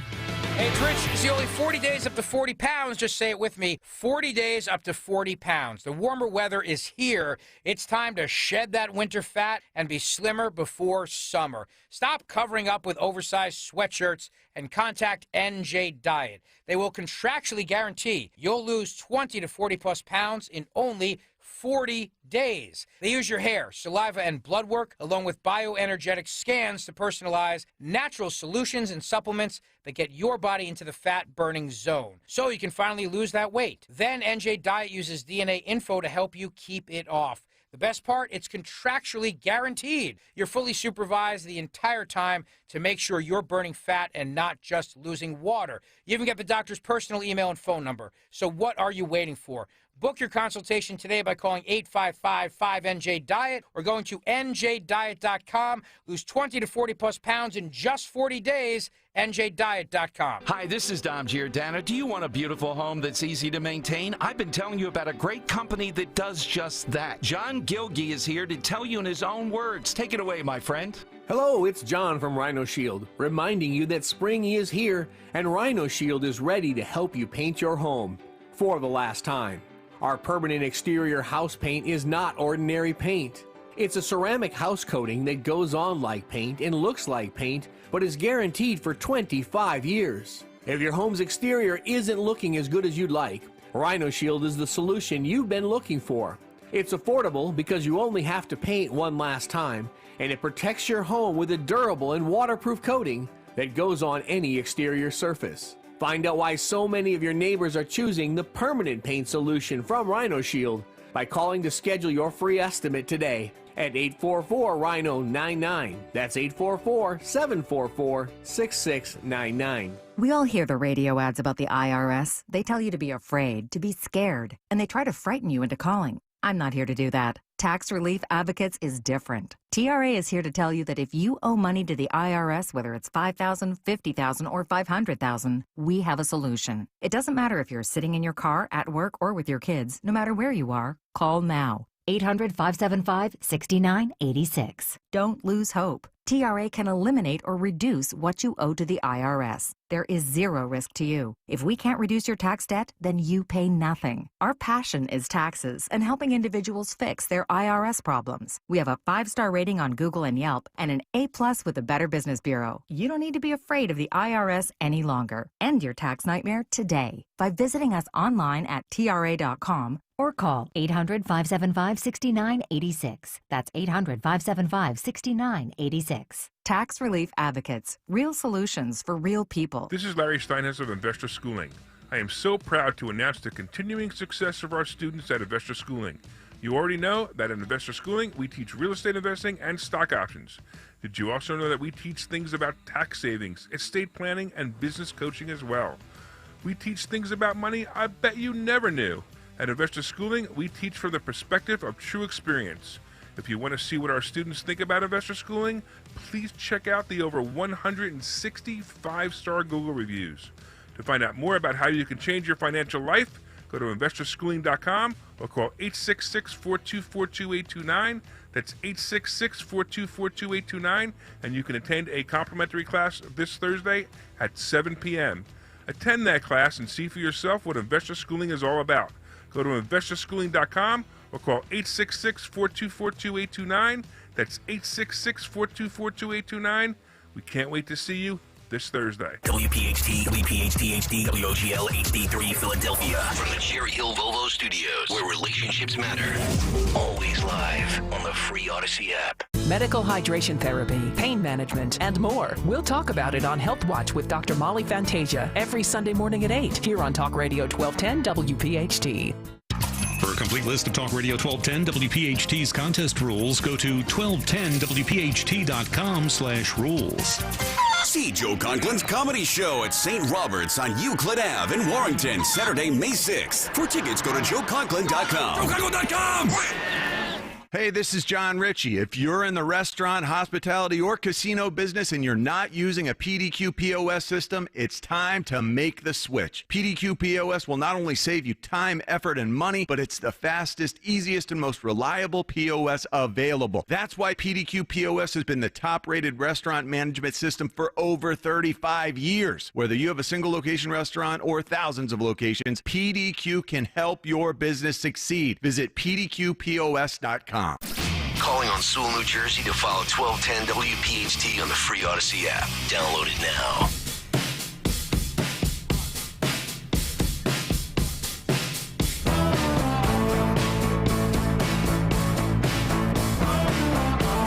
Oh yeah, Kayal Company as we continue here on a Tuesday morning.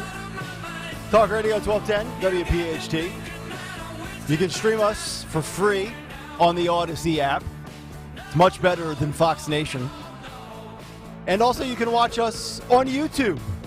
YouTube.com/@1210 WPHT. And if you're watching us at the gym, tell them to throw it up on the gym on the screens. Come on, let's go. Throw on some deodorant first, and then throw us up on the screen. As we head till 10 o'clock this morning, we'll find out who on Twitter today and what's on tap for the Dawn Show, as well as what's on the cut sheet part 2. That's all still coming up in the final 20 minutes of the show. Just about 15 minutes out from the morning mystery movie clip. We'll tell you what kind of prize you can win. I can just tell you it's a gift card for $50. We'll give you full details coming up shortly. And also, we got to get to a couple of these stories on how Americans now, more than ever, are looking to public figures for news and information. And I think that is a direct relationship and a cause and a connection to a latest poll that says 9 out of 10 Americans are concerned about misinformation due to a lack of trust in the media. We'll get to that story, and we'll tie those together as well. But before we do all of that, let's get the Big 3 at 9. It's the Big 3 at 9 on Kayal Company. And we have the Big 3 at 9 this morning, sponsored by Piazza Auto Group this morning. As, yes, the U.S. military tracking a mysterious balloon flying over American soil, but it's not clear what it is or whom it belongs to. That from U.S. officials. NBC News first broke the story. The object flew across portions of Hawaii, but did not go over any sensitive areas. So the U.S. military reportedly tracking this thing since late last week, but we're just hearing about it. Shocking. For some reason. It's a little crazy. Imagine. No, this thing's been around since Trump was in the White House. Well, that's the spin we'll get today. We have one of the big three today for sure for all of us is that we have Bryce Harper returning to the lineup for our Phillies. Sixers get her done with the beard with a huge victory. And people are calling it a shocker, a stunner. But Sixers beating Boston in an end, like gripping end of your seat type game yesterday. I saw the number, and I couldn't believe this was true. But going into last night's game, so now the number would be 13-5. But the Sixers were 12-5 this year without Joel Embiid, which is like alarmingly bizarre. Like, how could you do that well without the best player in the league? Just wanted to share that little tidbit nugget there. It's true. I wonder if they step up their game a little bit when They must. he's there. Yeah. Or when he's not there. You know what I mean? Yeah. I think we should spend the next 4 hours on tomorrow's show breaking that down. I think we should too. Yeah. Well, we've heard in sports, we're talking about sports and the beard and all the different sayings. And there's this thing in sports, the big O, which was referring to, obviously, a famous player, right? Mm-hmm. But the big O was heard during a Philharmonic concert, and it's not in reference to sports. Or This other is stuff. making national news or international news, and I'm quoting here. This is Tchaikovsky.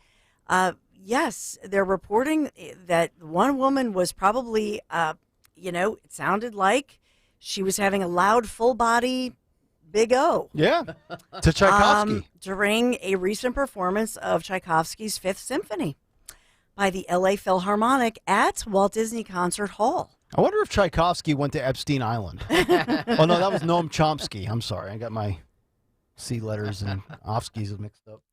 Apparently, she was breathing heavily, and her partner was smiling and looking at her like in an effort to not shame her. It was quite beautiful, and it appears to capture the woman's climax during the music is going on. This goes back to an episode of Married with Children. Oh, here we go. Do you remember where Marcy was campaigning around the country? And she got over her fear of public speaking, and she was giving a speaking engagement so ferociously that she had a big O in front, and Al was like, "What is that?" And Jefferson's like, "She just had one."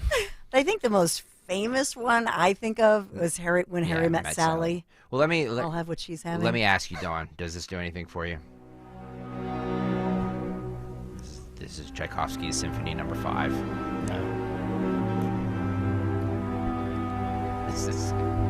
I'm ready to take on the day now.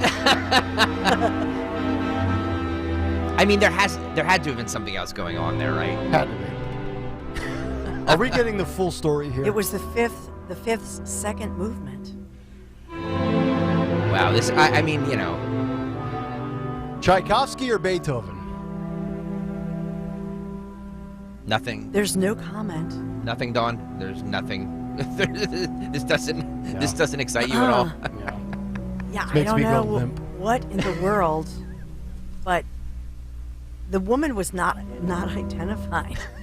But the audio clip, I don't know if you're going to play part of it, but the audio clip has gone viral. Is it out there? Oh, I didn't see that. that. Could be cut sheet part due material. Wow. Well, maybe I shall send it. You can play it. Look at Dawn's even programming the station now. This is a beautiful concept. Yeah, it has definitely gone viral. Okay. I know. Oh, they're being sophomoric again on the morning show. Can you believe that? No, honestly, maybe it sounded like that. Maybe she's just excited to be back in person and not wearing a mask. Yeah. Right, let me try this here. Oh, we have tape?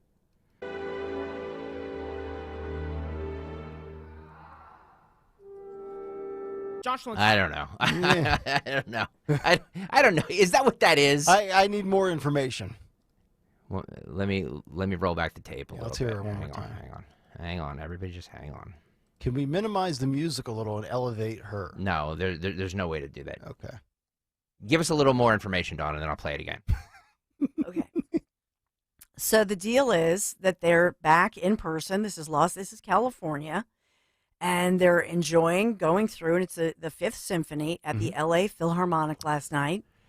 And all of a sudden, they hear this woman, and it's building, and and there's the violins and the string, and all right, everybody, quiet. Let's try and listen. Quiet on the set.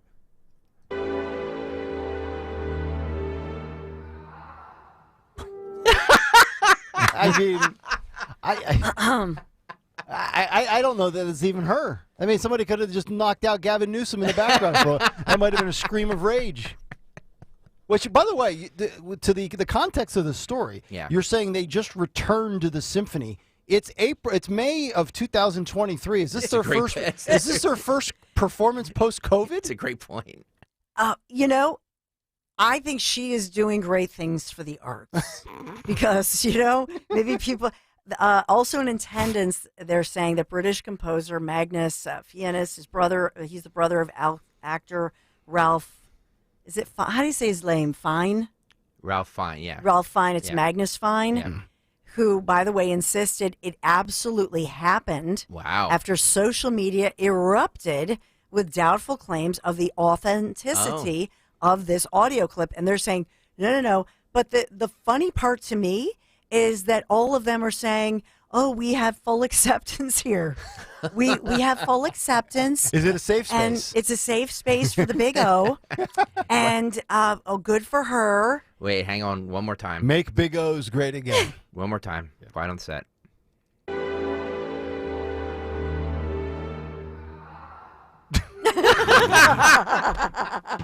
Yeah, I'm starting to warm up to the idea. It's likely. I can't give the true origins. This was not a lab creation nor a natural occurrence. Well, actually, this might have been a natural occurrence. If I'm going to channel my inner Tony Fauci here. Unbelievable. Yeah. Music agent Lucas Burton has spoken out because they're interviewing people, and he was there apparently. He said the woman's loud moan was wonderfully timed to a romantic swell during the performance. Oh, my God. Secret Squirrel says, Greg, this content is going to get you fired. I hope so. Yeah. I think it's a hoot. Yes. I think it's hysterical how they're responding. Let's see what Kamala Harris thinks about this. No. Kamala, did she have the Big O? Yeah. Thank you, Kamala. Snort. Well, for your driving pleasure, the Piazza Auto Group, the award-winning 2022 Honda Accord, available while supplies last from Piazza Honda of Philadelphia, Langhorne, Pottstown, Reading, and Springfield. So shop PiazzaHonda.com today.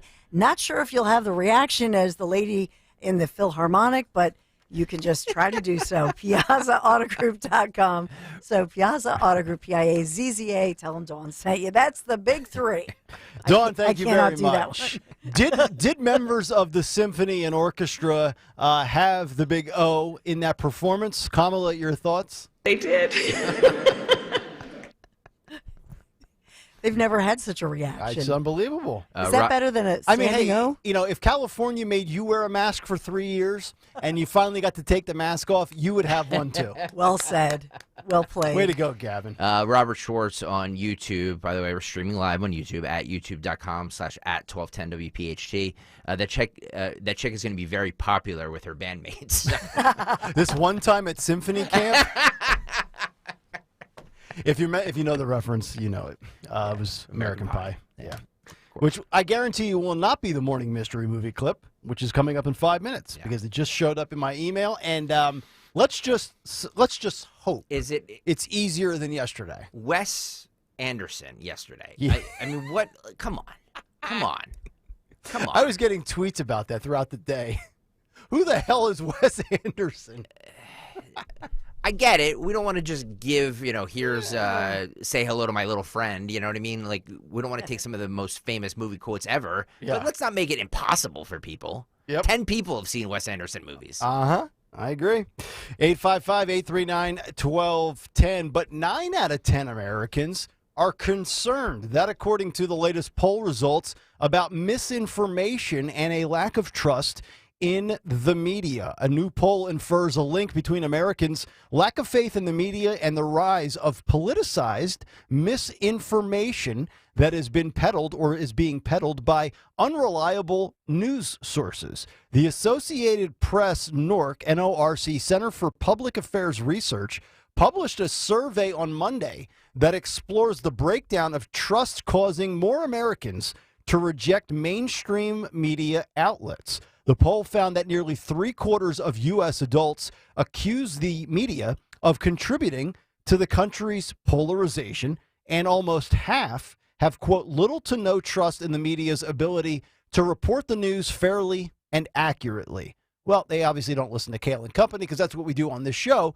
Opinions of the media seem to be falling along party lines since the poll found that 61% of Republicans say the news media is hurting democracy, while only 23% of Democrats and 36% of independents agree. Republicans were also found more likely to say that the media is fueling America's divisions and that the news is largely influenced by both the U.S. government and journalists' political opinions. So I thought that's interesting because this goes to the next story of how now more than ever, Americans are bailing on institutions for their news and getting them from individuals. Knightfoundation.org has a pretty long story about how Americans are now looking to public figures for news and information. So let's have a little conversation on this one because I think it's fascinating, and I think I am somewhat guilty of this at times as well, because there are people that, and this goes back to when Greg was telling us about, not just getting your news from Twitter and using other sources and papers and newspapers, publications and websites. There are times where, I see people putting out stuff from their professional account for social media, and it might not be an opinion per se, but it could be a link to a story or a comment with the link to the story attached with their opinion on said story. And I do think that's pretty fascinating because right now, let's face it, we talked about it in the 7 o'clock hour where CNN is going to do, or excuse me, in the 6 o'clock hour where Trump and CNN are getting together. And one of the takeaways we had was that this was a big get for Chris Licht and CNN and trying to rehabilitate their image. It does feel like now more than ever, the American public is very cynical of all the outlets. I mean, even conservatives, cynical of Fox News, saying that Fox doesn't tell the truth as much as they used to, or, they're sliding back towards the center or not as far right as they used to be. I think it is fascinating right now because I do think we have this, and this is my fear with the artificial intelligence, is we do have a stream of misinformation and disinformation on social media from people.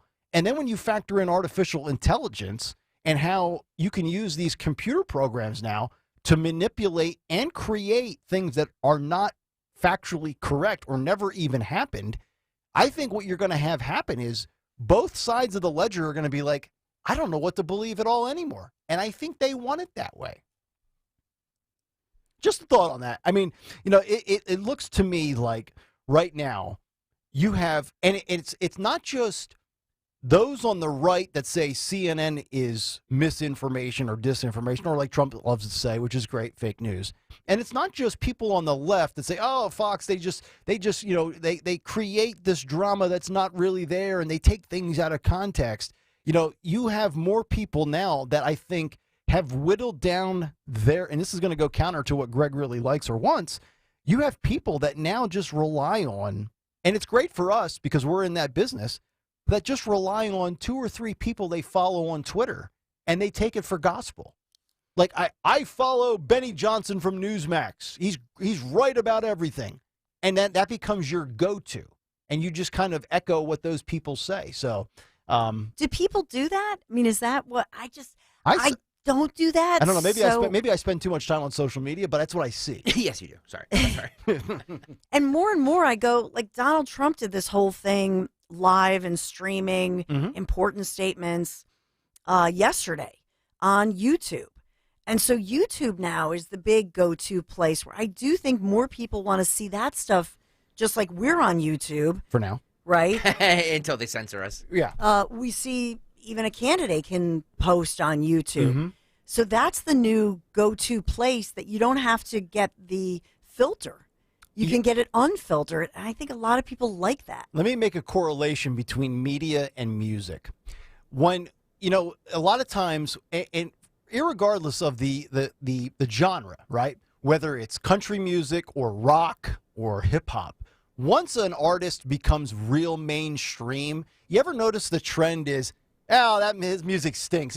Like he was good back when, and all of a sudden it becomes Taylor Swift, for example, or a country or a rock artist or whatever, or especially in the hip hop genre, where all of a sudden they become mainstream, and those that like rap music are like, he's gone pop, he's gone soft. It's the same thing in the media, where CNN or Fox News or MSNBC. Now the thing is, they're so established and they're so mainstream. Let me find the really talented fringe reporter or website or blog or Substack, and then I'll claim that's really where the truth lies. Like I can, if you understand the music comparison I made, I feel like that's kind of the trend now on social media. Like you have, who's that? Robbie Starbuck. You have a lot of these guys. Matt Walsh with he's well known for being, against the trans mutilation movement down in the South. You have a lot of these fringe independent guys where the overwhelming belief is, for those that consume those people, no, those are the guys that are really preaching the truth and giving you the unfiltered, raw facts. You're not getting the real story from the mainstream media, because they brush it and they paint it and they position it in a certain slant. So I found those reports interesting. I think it's about authenticity. And so who do you trust? And so we know that trust in the so-called mainstream media has diminished greatly. And because of the Tucker Carlson situation, also because of the last election, but especially I think Tucker, it's not all about Tucker, even though he has a huge following. It's more about the fact that people feel like, okay, what's going on with my favorite network that I felt had my back and welcomed me in and was authentic. Oh, it's a great point. Right? And so let's think about Joe Rogan. He's seems like this regular guy, never seemed to have an agenda, says it like it is, and doesn't necessarily seem like he's towing a partisan line. That kind of authentic broadcaster in this day and age gets the big following. Absolutely. JK on YouTube has my thoughts exactly. You can only trust your own research. I agree with that. Yeah, do your own research. I take what everybody says with a grain of salt. I do my own research and look up things myself. Right, because it's our job. I agree with that, but it's our job. Yeah. And so you think about the average American, the average first of all, my kids don't. I mean, kids, it's Insta and TikTok if they're allowed to go on there, or if they're maybe they claim they don't go on there. It's all about Insta. It's not even anything we're looking at. But as far as anybody, I would say maybe late 20s and up. I think if you're working and you have a family, you have kids, life is so busy and consuming. You don't have the time to do it. You don't. And so even like moms I know, parents I know, the moms, they listen to us, they listen to Joe Rogan, they're forever in car line, or you're driving everywhere, right? And so that's we love car lines in the radio business. So that's when people get their news and information. Most people don't have time or even the place by which, because why, you're driving a lot or you're moving. And so they just can't research stuff like we do. Jesus on YouTube says, I trust you, Nick Kale. I trust you. Aw, that's so nice. But you should trust Greg for basketball picks. But then ipso facto is calling out your grammar. It is regardless. I almost caught myself saying I knew I butchered that. And I had that little thought bubble pop up in my head. He also says the ladder is not a word. The ladder? You said not an LADDER like a no. fire He truck says ladder. LATTER. Oh. The ladder, like the latter, is not a word. Oh. Okay. Unless it's Latter-day Saints. Mr. Mormon. Let me see if I can reach that grammar jar over there. Yeah. Eric C. says Fox is down 16% for the day, 47% at the 8 p.m. hour, and 32% for prime time. Oh. But I'm just telling you, it's more than than just about Tucker. Yeah. It's just another chip at people feeling like what's going on with them. And after Tucker just had that huge story, which was a huge get, no matter what you think about it, that January 6th video that McCarthy, and good for McCarthy, the House Speaker, for giving that up, because he took a lot of heat. I'm grateful that now I guess they're going to redact certain sensitive things, but we can all get it. And it would be a huge get if Nick Kayal would actually get to the morning mystery movie clip. I'm sorry. On time. No, it's not your fault. We're It's all 7 me. minutes late. Let's play the clip, baby. Let's go. And now, the morning mystery movie clip on Kayal Company. Talk Radio 1210 WPHT. 5 years, over $50 million on my research. You've spent $50 million of your own money studying time warps? No, that's adorable. No, taxpayers' money. I don't have $50 million. And now you're asking for more? It's all explained in my book. I know, we plugged the book. My other car is a time machine. Bantam Books, Amazon. We are living in a time right now with huge cuts in huge cuts in spending. Right. We're in dire economic straits, and you're spending $50 million on studying time warps. How do you not think that's irresponsible? Well, are you smoking? No, I'm making a balloon animal here. But you can't smoke in the studio. Okay, no one told me that. Think you know what it is? Be call at 12 at 855-839-1210, and you could win this great prize. Oh, trust me, it was worth the wait. A $50 gift certificate to Chestnut Hills shops and restaurants. And that is a much easier clip today. Caller 12-855-839-1210. You get a $50 gift certificate to Chestnut Hills shops and restaurants right here on Kayal Company. We'll see if we get a winner when we come back on Talk Radio 1210 WPHT.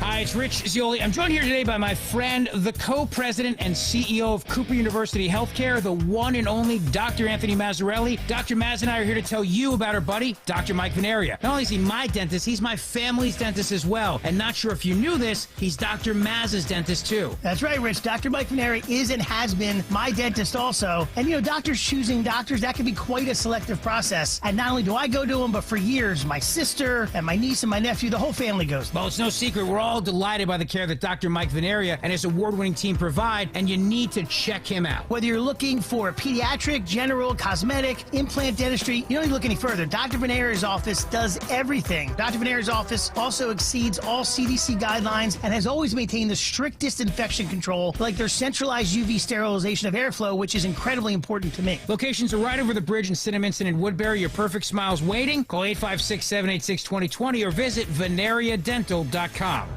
Dust off those renovation plans and start designing that new kitchen of your dreams with some help from Colonial Marble and Granite. Colonial Marble and Granite is offering fully installed countertops for just $14.99 or an all-in kitchen for $6,999, including cabinetry, countertops, and sink and faucet package. You heard right, $6,999 all-in kitchen. Stop by a Colonial Marble and Granite area showroom to see their amazing selection of products or make an appointment for a free in-home consultation. Visit colonialmarble.net. When you need to know, depend on KYW News Radio 103.9 FM. The Sixers beat Boston 119-115 in Game 1 of the Eastern Conference semifinals. More than 11,000 TV and film writers are going on strike for the first time in 15 years. Treasury Secretary Janet Yellen warns the U.S. could default on its debt as early as June 1st if Congress doesn't act.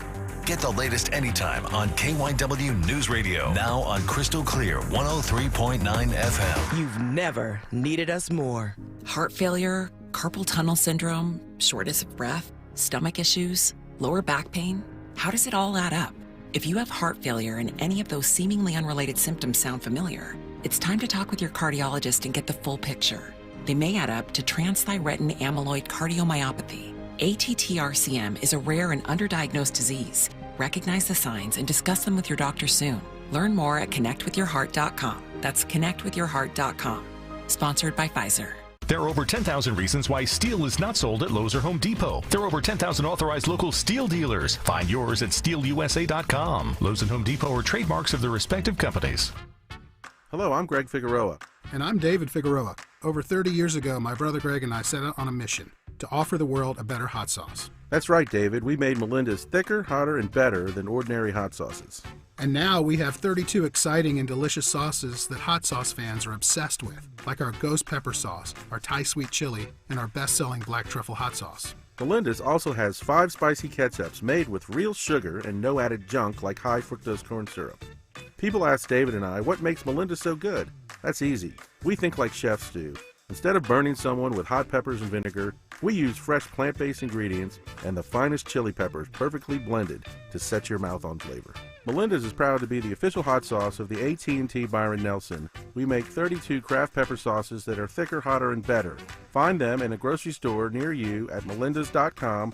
That's melindas.com. melindas.com. Hi, this is Dom Giordano. Cost of the grocery store going up, including bottled water. There's a better way to ensure your family is drinking clean, pure water. A Kinetico water system from Martin Water Conditioning. The Kinetico system removes all the impurities from your water. What comes out of the tap? Crystal clear, all natural, delicious water. Put the Martin Water Conditioning family's passion for water to work for you. Do what I did. Contact Martin Water Conditioning for your free, no obligation water test. Visit martinwater.com, martinwater.com. I'm sure you've seen the news recently. The military shot down 3 objects just last month. Balloons, UFOs, UAPs. What is really going on? This is Payne Lindsay, host of Up and Vanished. Follow my new investigative podcast, High Strange, as I dig into the most infamous UFO stories of our time, talking to the real witnesses, and presenting all the evidence for you to decide what you believe. High Strange is a new true crime series, and it's available right now. Listen for free on the Odyssey app or wherever you get your podcasts. First-time homebuyers have a one-stop trusted partner with American Heritage Credit Union. With our first-time homebuyer program, you can earn up to a $500 lender credit. Our realtors can help you shop for your first home, and qualified borrowers can even receive up to $5,000 in first front door grants. To apply with one simple application, visit AmericanHeritageCU.org/FTH. All loans subject to credit approval, insured by NCUA, Equal Housing Lender, NMLS 433838. Hey fans, I'm breaking down MLB Play. I think they're the best MLB games. Now my personal favorite, Beat the Streak. Pick who you'll think will get a hit building your own streak. It's all on you, baby. You can win $5.6 million. The streak's alive! Next up, Pickle. Guess the player in the fewest number of tries. Got him! And there's other games like Bingo, a race to be first. Bingo, MLB Play. Great games, great prizes, and it's all free. No purchase necessary. Restrictions apply. See official rules and enter at MLB.com/play. Oh yeah! Don Stensland weekdays 10 till noon. Dom Giordano noon till 3. Free speech lives here. Talk Radio 1210, WPHT, and on the free Odyssey app. And on YouTube at youtube.com/@1210WPHT, where you can stream us, subscribe to us, start your own show in the comments sections. Oh boy, are they ever. Are they active this morning? Oh my God. It's going to become, somebody commented that it's going to become like a not safe for work dating app. Uh-huh. It's the official town hall of Kayal Company. And we encourage that because of our commentary sometimes. Exactly right. 855-839-1210. What's on the cut sheet part due in 5 minutes. Right now, let's find out who our winner is for the Morning Mystery Movie Clip. We have Jeannie in Aston, who I believe has identified the clip. Jeannie, good morning. What was the clip we played for you about 7 minutes ago? Good morning. That was Land of the Lost. That is correct. Circa 2009. Congratulations, Jeannie. You got the $50 gift certificate to the Chestnut Hill Shops and Restaurants. So thank you for playing and thanks for listening. Thank you. You got it. Jeannie from Aston, I believe, probably the second time I think she's won. I recall her from a handful of months ago. Oh, really? Yeah, so nice work out of her. Look at you. Scooping up the $50 gift card. By the way, you should make the announcement that you made at 6 o'clock this morning that you're going to be... oh, yes. Doing some yard work. Yes. Some mulching. A little landscaping with our man Stan Friday. Love it. Not Joe Friday, but just the facts, ma'am. Yep. Stan Friday, as we'll be on this Saturday around 9 or 10 o'clock going out to Harleysville, that area, that neck of the woods. 101 years old he will be in July. Yep. And he is 20 years older than Joe Biden, sharper than Joe Biden, stronger than me and Joe Biden, or Joe Biden and I should say, before I get that one wrong. And, yeah, we're going to do a little work outside. Assuming the weather will eventually be like, May by Saturday. Yeah. He's going to be doing this with you. Yes. Yep.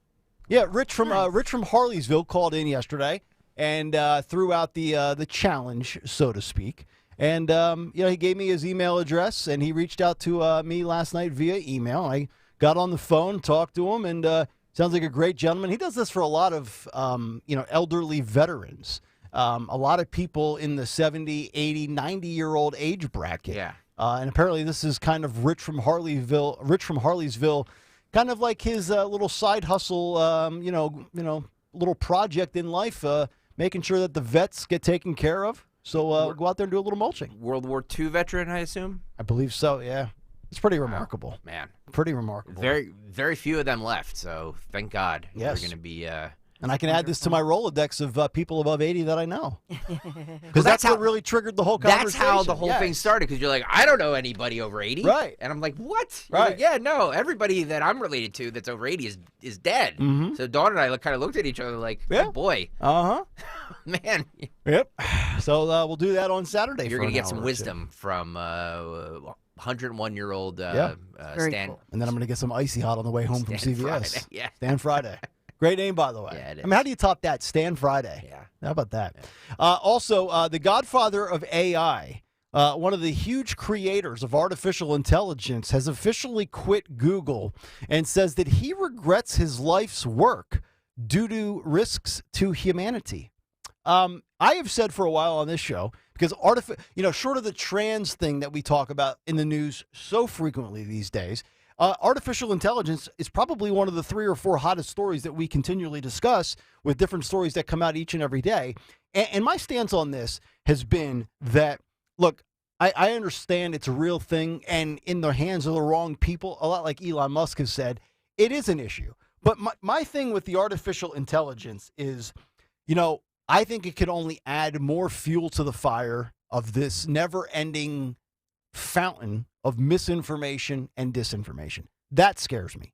The other thing that scares me is what we have seen with ChatGPT, where when you ask ChatGPT a question like, is Joe Biden a good man? And it answers it for you with a left-wing slant like Joe Biden is your favorite, grandfather of years past. And then if you ask the same question about Donald Trump, it will give you a negative answer. Or if you ask something about judging white people, it'll say, well, white people can improve in the following areas. And then if you ask, well, what can a minority improve on? It says, I don't really judge people. Like, it's got such a left-wing slant to it. So those are the two things that concern me. But this over-obsessive fear of, oh, my God, the robots are going to rise up against us, pump the brakes a little bit. Come on. Was this Terminator? Yes. No. Yes. Stop. You are misjudging this situation, Mr. Kale. You are. Am I misgendering it? Yeah. No, this is anybody who's not scared of this should. All of the smart people who did all of this stuff, who created all this stuff, are like, hey, you guys better watch out for this. They're telling us. Frankenstein's monster is out. I think it's the thing that I'm fearful of is the fiddling around with audio clips or video clips or altering facts or putting up a video, because you've heard, this is Don Lemon right here, right? Don, you better keep your mouth closed. That's not Don Lemon. No. That's Mike Opelka in his radio studio at home playing around with artificial intelligence and putting in and creating a fake Don Lemon. These are the kind of things, if now this is, amplified 10 times worse, these are the things I worry about. Not like some robot showing up for the Odyssey sales meeting and just throwing us through a window. Dawn, you have a good sense. You're afraid of pedophiles around every corner. I know. Well, as you should be. Am I out of line by saying that we should be afraid of this AI? We should be afraid. Thank you. Because these computers, they have figured out that they can talk to each other. And that was the big story that we were told. Oh, no, they can't. They don't know how to speak to each other. Then they realized that they can figure out how to speak and create their own language, and then they can take control of things. So and this is not. I'm not making this up. This is what's happening. So you think two robots just get together over a Zoom and say, "Hey, let's..." No, you're simplifying this, man. It's over a Zoom. They don't have to Zoom. And so then you look at Wi-Fi. Think about this. If your car has the intelligence, and I hate this, when all of a sudden your car will break because it senses that whatever car. I hate that. I have that right now. It's like, no, I don't want that because sometimes it's wrong. Right. And so you're not as close as you think you are. Yeah. And it could be dangerous. So, but that's the kind of thing in your vehicle, in your life. And then moving forward, what if they figure out that these humans, look at from a robot or computer standpoint, what do they go by? Statistics. So they're looking at us and we're a bunch of polluters and we're, look at how we're killing each other. If they look in Philadelphia, if they listen to my newscast, so they figure out, you know what? These humans, they're a hot mess. Yep. They're killing each other. You got the president's son and allegedly, denies his own baby, won't take care of the babies. These people don't know how to take care of their kids. The government has to take over. It's costly. It's wasteful. They're polluters. They're polluting. They're throwing plastic in the ocean. Nope. Let's get rid of them. Let's just eliminate these wasteful, polluting, dirty, screaming at the symphony humans. You know what I mean? We're like, they just think we're disgusting. Go ahead. This Pandora's box has already been opened, and we don't know what the ramifications are going to be, and they're not going to be good for us. Well, I'm just telling you. I'll say this. Think about this. If they're listening to everything that Democrats are saying, they're thinking, we must terminate them because the world is ending in 5 years. That's what they're being told. Well, if they terminate Democrats, I'm cool with that. No, all of us.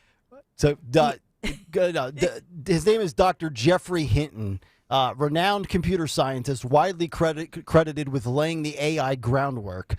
He's 75 years old. He quit his job at Google. He said, quote, I console myself with the normal excuse. If I hadn't done it, somebody else would have. But look at how it was 5 years ago and look at how it is now. That is scary. Google's chief scientist, Jeff Dean, defended the company's AI efforts, saying, we remain committed to a responsible approach to AI. So... okay.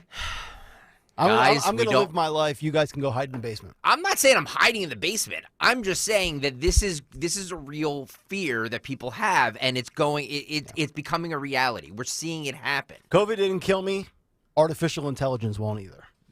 That's my mindset. No, your short shelf life will be your genetics. Yeah, that's right. Oh, man. The bourbon. Sorry. And the lineage of heart issues. But think about it.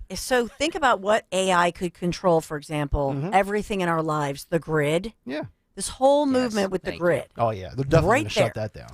So we need to have our own community and our own grid that we control. By the way, Nick, I saw on Twitter, Danielle reached out to you, the person you gave the shout out to this morning. She's got an egg for an avatar, by the way. Remember Dawn at 6 a.m. He was talking about how he walked into Staples and somebody recognized him? Yes. She reached out to him on Twitter. Lady sends me a tweet. She goes, oh, thanks for the shout out. So if you missed that story, too, I'm going into Staples yesterday because I needed more blue pens and legal pads because I burned through these like a madman. Yeah, they do have them in the We have a free stash here? Yeah. No. Do we really? Yes. Yeah. All right. You didn't have to that do was my last time going to Staples. Yeah. Sorry, Danielle. You'll never see me there again. Time to hit up the Odyssey cabinets and time to get to What's on the Cut Sheet Part 2. Oh, yeah. I forgot about that. What's and we're sponsored. on the Cut Sheet? Part 2, indeed. By the way, Dawn, people are wondering, they're commenting on YouTube, is that a mouse behind you or a doorstop? Is it a mouse behind you or a doorstop? That is a doorstop. Is that a mouse behind your doorstop, or are you just happy to see me? Doorstop. You Yeah, it scared does. me. I'm like, I did that just to scare you.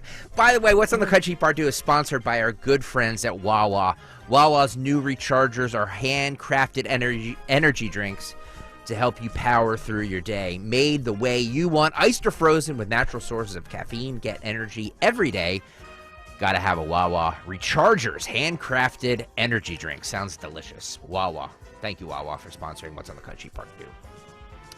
Let's go over to TikTok real fast, shall we? This is a TikToker pointing out chromosomes to define a woman is a white supremacist talking point. So we get everything all in one here. Okay. Gender phobia and white supremacy.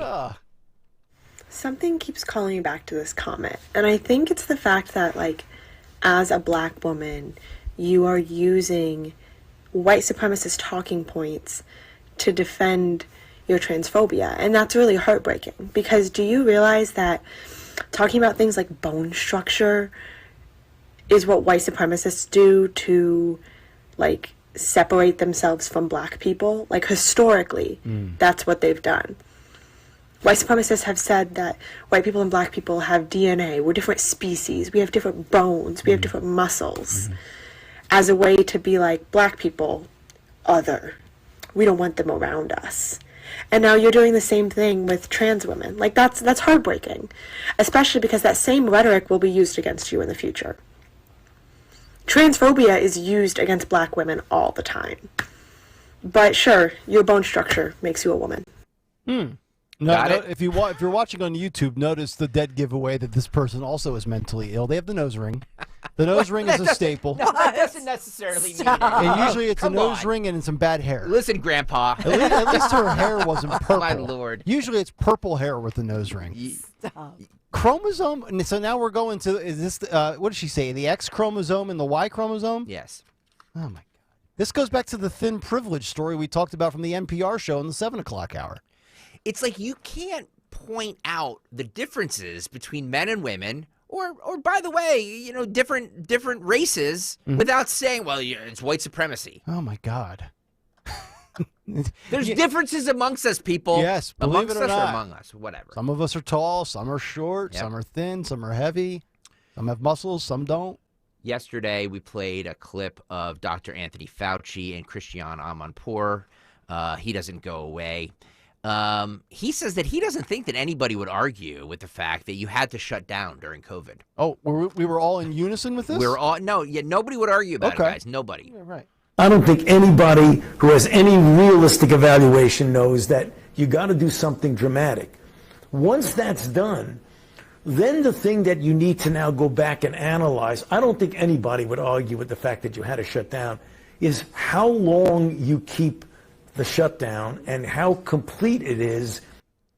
So then that is a admission from Fauci that he did recommend and urge schools to shut down, despite yesterday saying, I never said that. Yep. I never said you had to shut them down. Exactly. Okay. On the COVID origin data, he actually says, even though we're hearing stories and signs showing that it's going the other way, it's pointing more strongly toward a natural occurrence. So the lab leak, I guess, is just you conspiracy theories, Nick Kale, Don Stensland. Obviously, the whole lab leak theory and the origin of this, I think you still say it's not clear. Right. But what is your view today about that? Well, first you have to keep an open mind because we don't know definitively what it is. And when you don't know definitively, you've got to keep an open mind to all possibilities. If we do get a definitive determination, I will certainly embrace that fully. Right now, because we don't know what it is, instead of pointing fingers and blaming, we should be saying it's either one or the other. That being the case, let's right now start doing things to mitigate against the possibility that this would happen again versus that would happen again. And the two possibilities, as you know, lab leak versus natural occurrence. Having said that, with an open mind, as a scientist, I have to look at the data and say, although either is possible, that doesn't necessarily mean they're equally probable. And if you look at the data that's been accumulating over the last year, several months, even most recently, it's pointing much more strongly towards a natural occurrence. But it hasn't been definitively shown. So as long as that still remains the situation, you must entertain the possibility of both. And that's exactly where I stand. The arrogance of that man to sit there and say we need to stay open-minded about things when he's one of the most closed-minded scientists I've ever seen or heard is remarkable. Yep. I mean, this guy has such an ego that I really think he's in denial that all signs or a majority of signs do point towards a lab leak. But of course, Fauci's going to tell you differently. I think that he is, in truth, this was not all of his idea, and that's what's obvious. This was a concerted effort. He could not stand alone and just make all of these declarations. So I just want to know. I just think we need freedom of information and transparency. I want to see all of his texts. Who was he talking back and forth with during the Trump administration when they were making these decisions? I'm not disputing the fact that when the pandemic struck and we had 2 weeks to slow the spread, okay, that was like the panic button and nobody knew what this thing was, even though documentaries have been done on those cruise ships that were out there, and they had all the information that we needed that would have saved lives of many people's grandparents and great-grandparents who were in those nursing homes. Okay, but the point is, initially, nobody's criticizing the initial situation. Nobody. Then you kept shifting the goalposts and moving the objectives. And then when your theory started to lose credibility, you got stubborn and refused to come off of it. Don't blame us. So. All right, I have a ton more, but we're running out of time. We have to save it for tomorrow. Yes, let's find out. 8 minutes out from 10 o'clock as to what's on tap for the Dawn Show. We have speaking about education, so I will go over because the Fed starts the meetings today, and we've talked a lot about, obviously the Biden administration meeting with Republicans, talking about the debt ceiling, stock market down a little bit. Are we in a recession? So every day we're always updating for you throughout the day parts on what's going on with the Fed, the economy, and all of that good stuff. We have Peter Zane coming up. We'll talk about education and give you some examples of what's happening within society, within education, maybe hopefully break some news with that interview. I'm searching for the time, actually, that I'd set that up. But we just have so much locally. Of course, there's some breaking news. Upper Darby, there is that situation in Westchester. Oh, my goodness, there's so much happening. And then the 3-year-old shot in the face in Philadelphia. Turns out it was not this accidental bystander situation. We've got all of it covered. All right, Dawn coming up at 10 o'clock as we wrap up a Tuesday with Who Won Twitter today. Who won Twitter? None of your business, says Nick Kayal. I believe no one. Not government, news, individuals, no one. COVID was the final straw. As far as trustworthy sources? Hard to disagree. So think that's a lot of people. Amen. All right. That'll do it for us on a Tuesday. Have a great rest of your day. Stay tuned. The Dawn Show is coming up next, and we will be back tomorrow morning at 6 a.m. Good night, everybody. Hi, this is Don Giordano. Are you concerned about your child struggling in school? Do they need more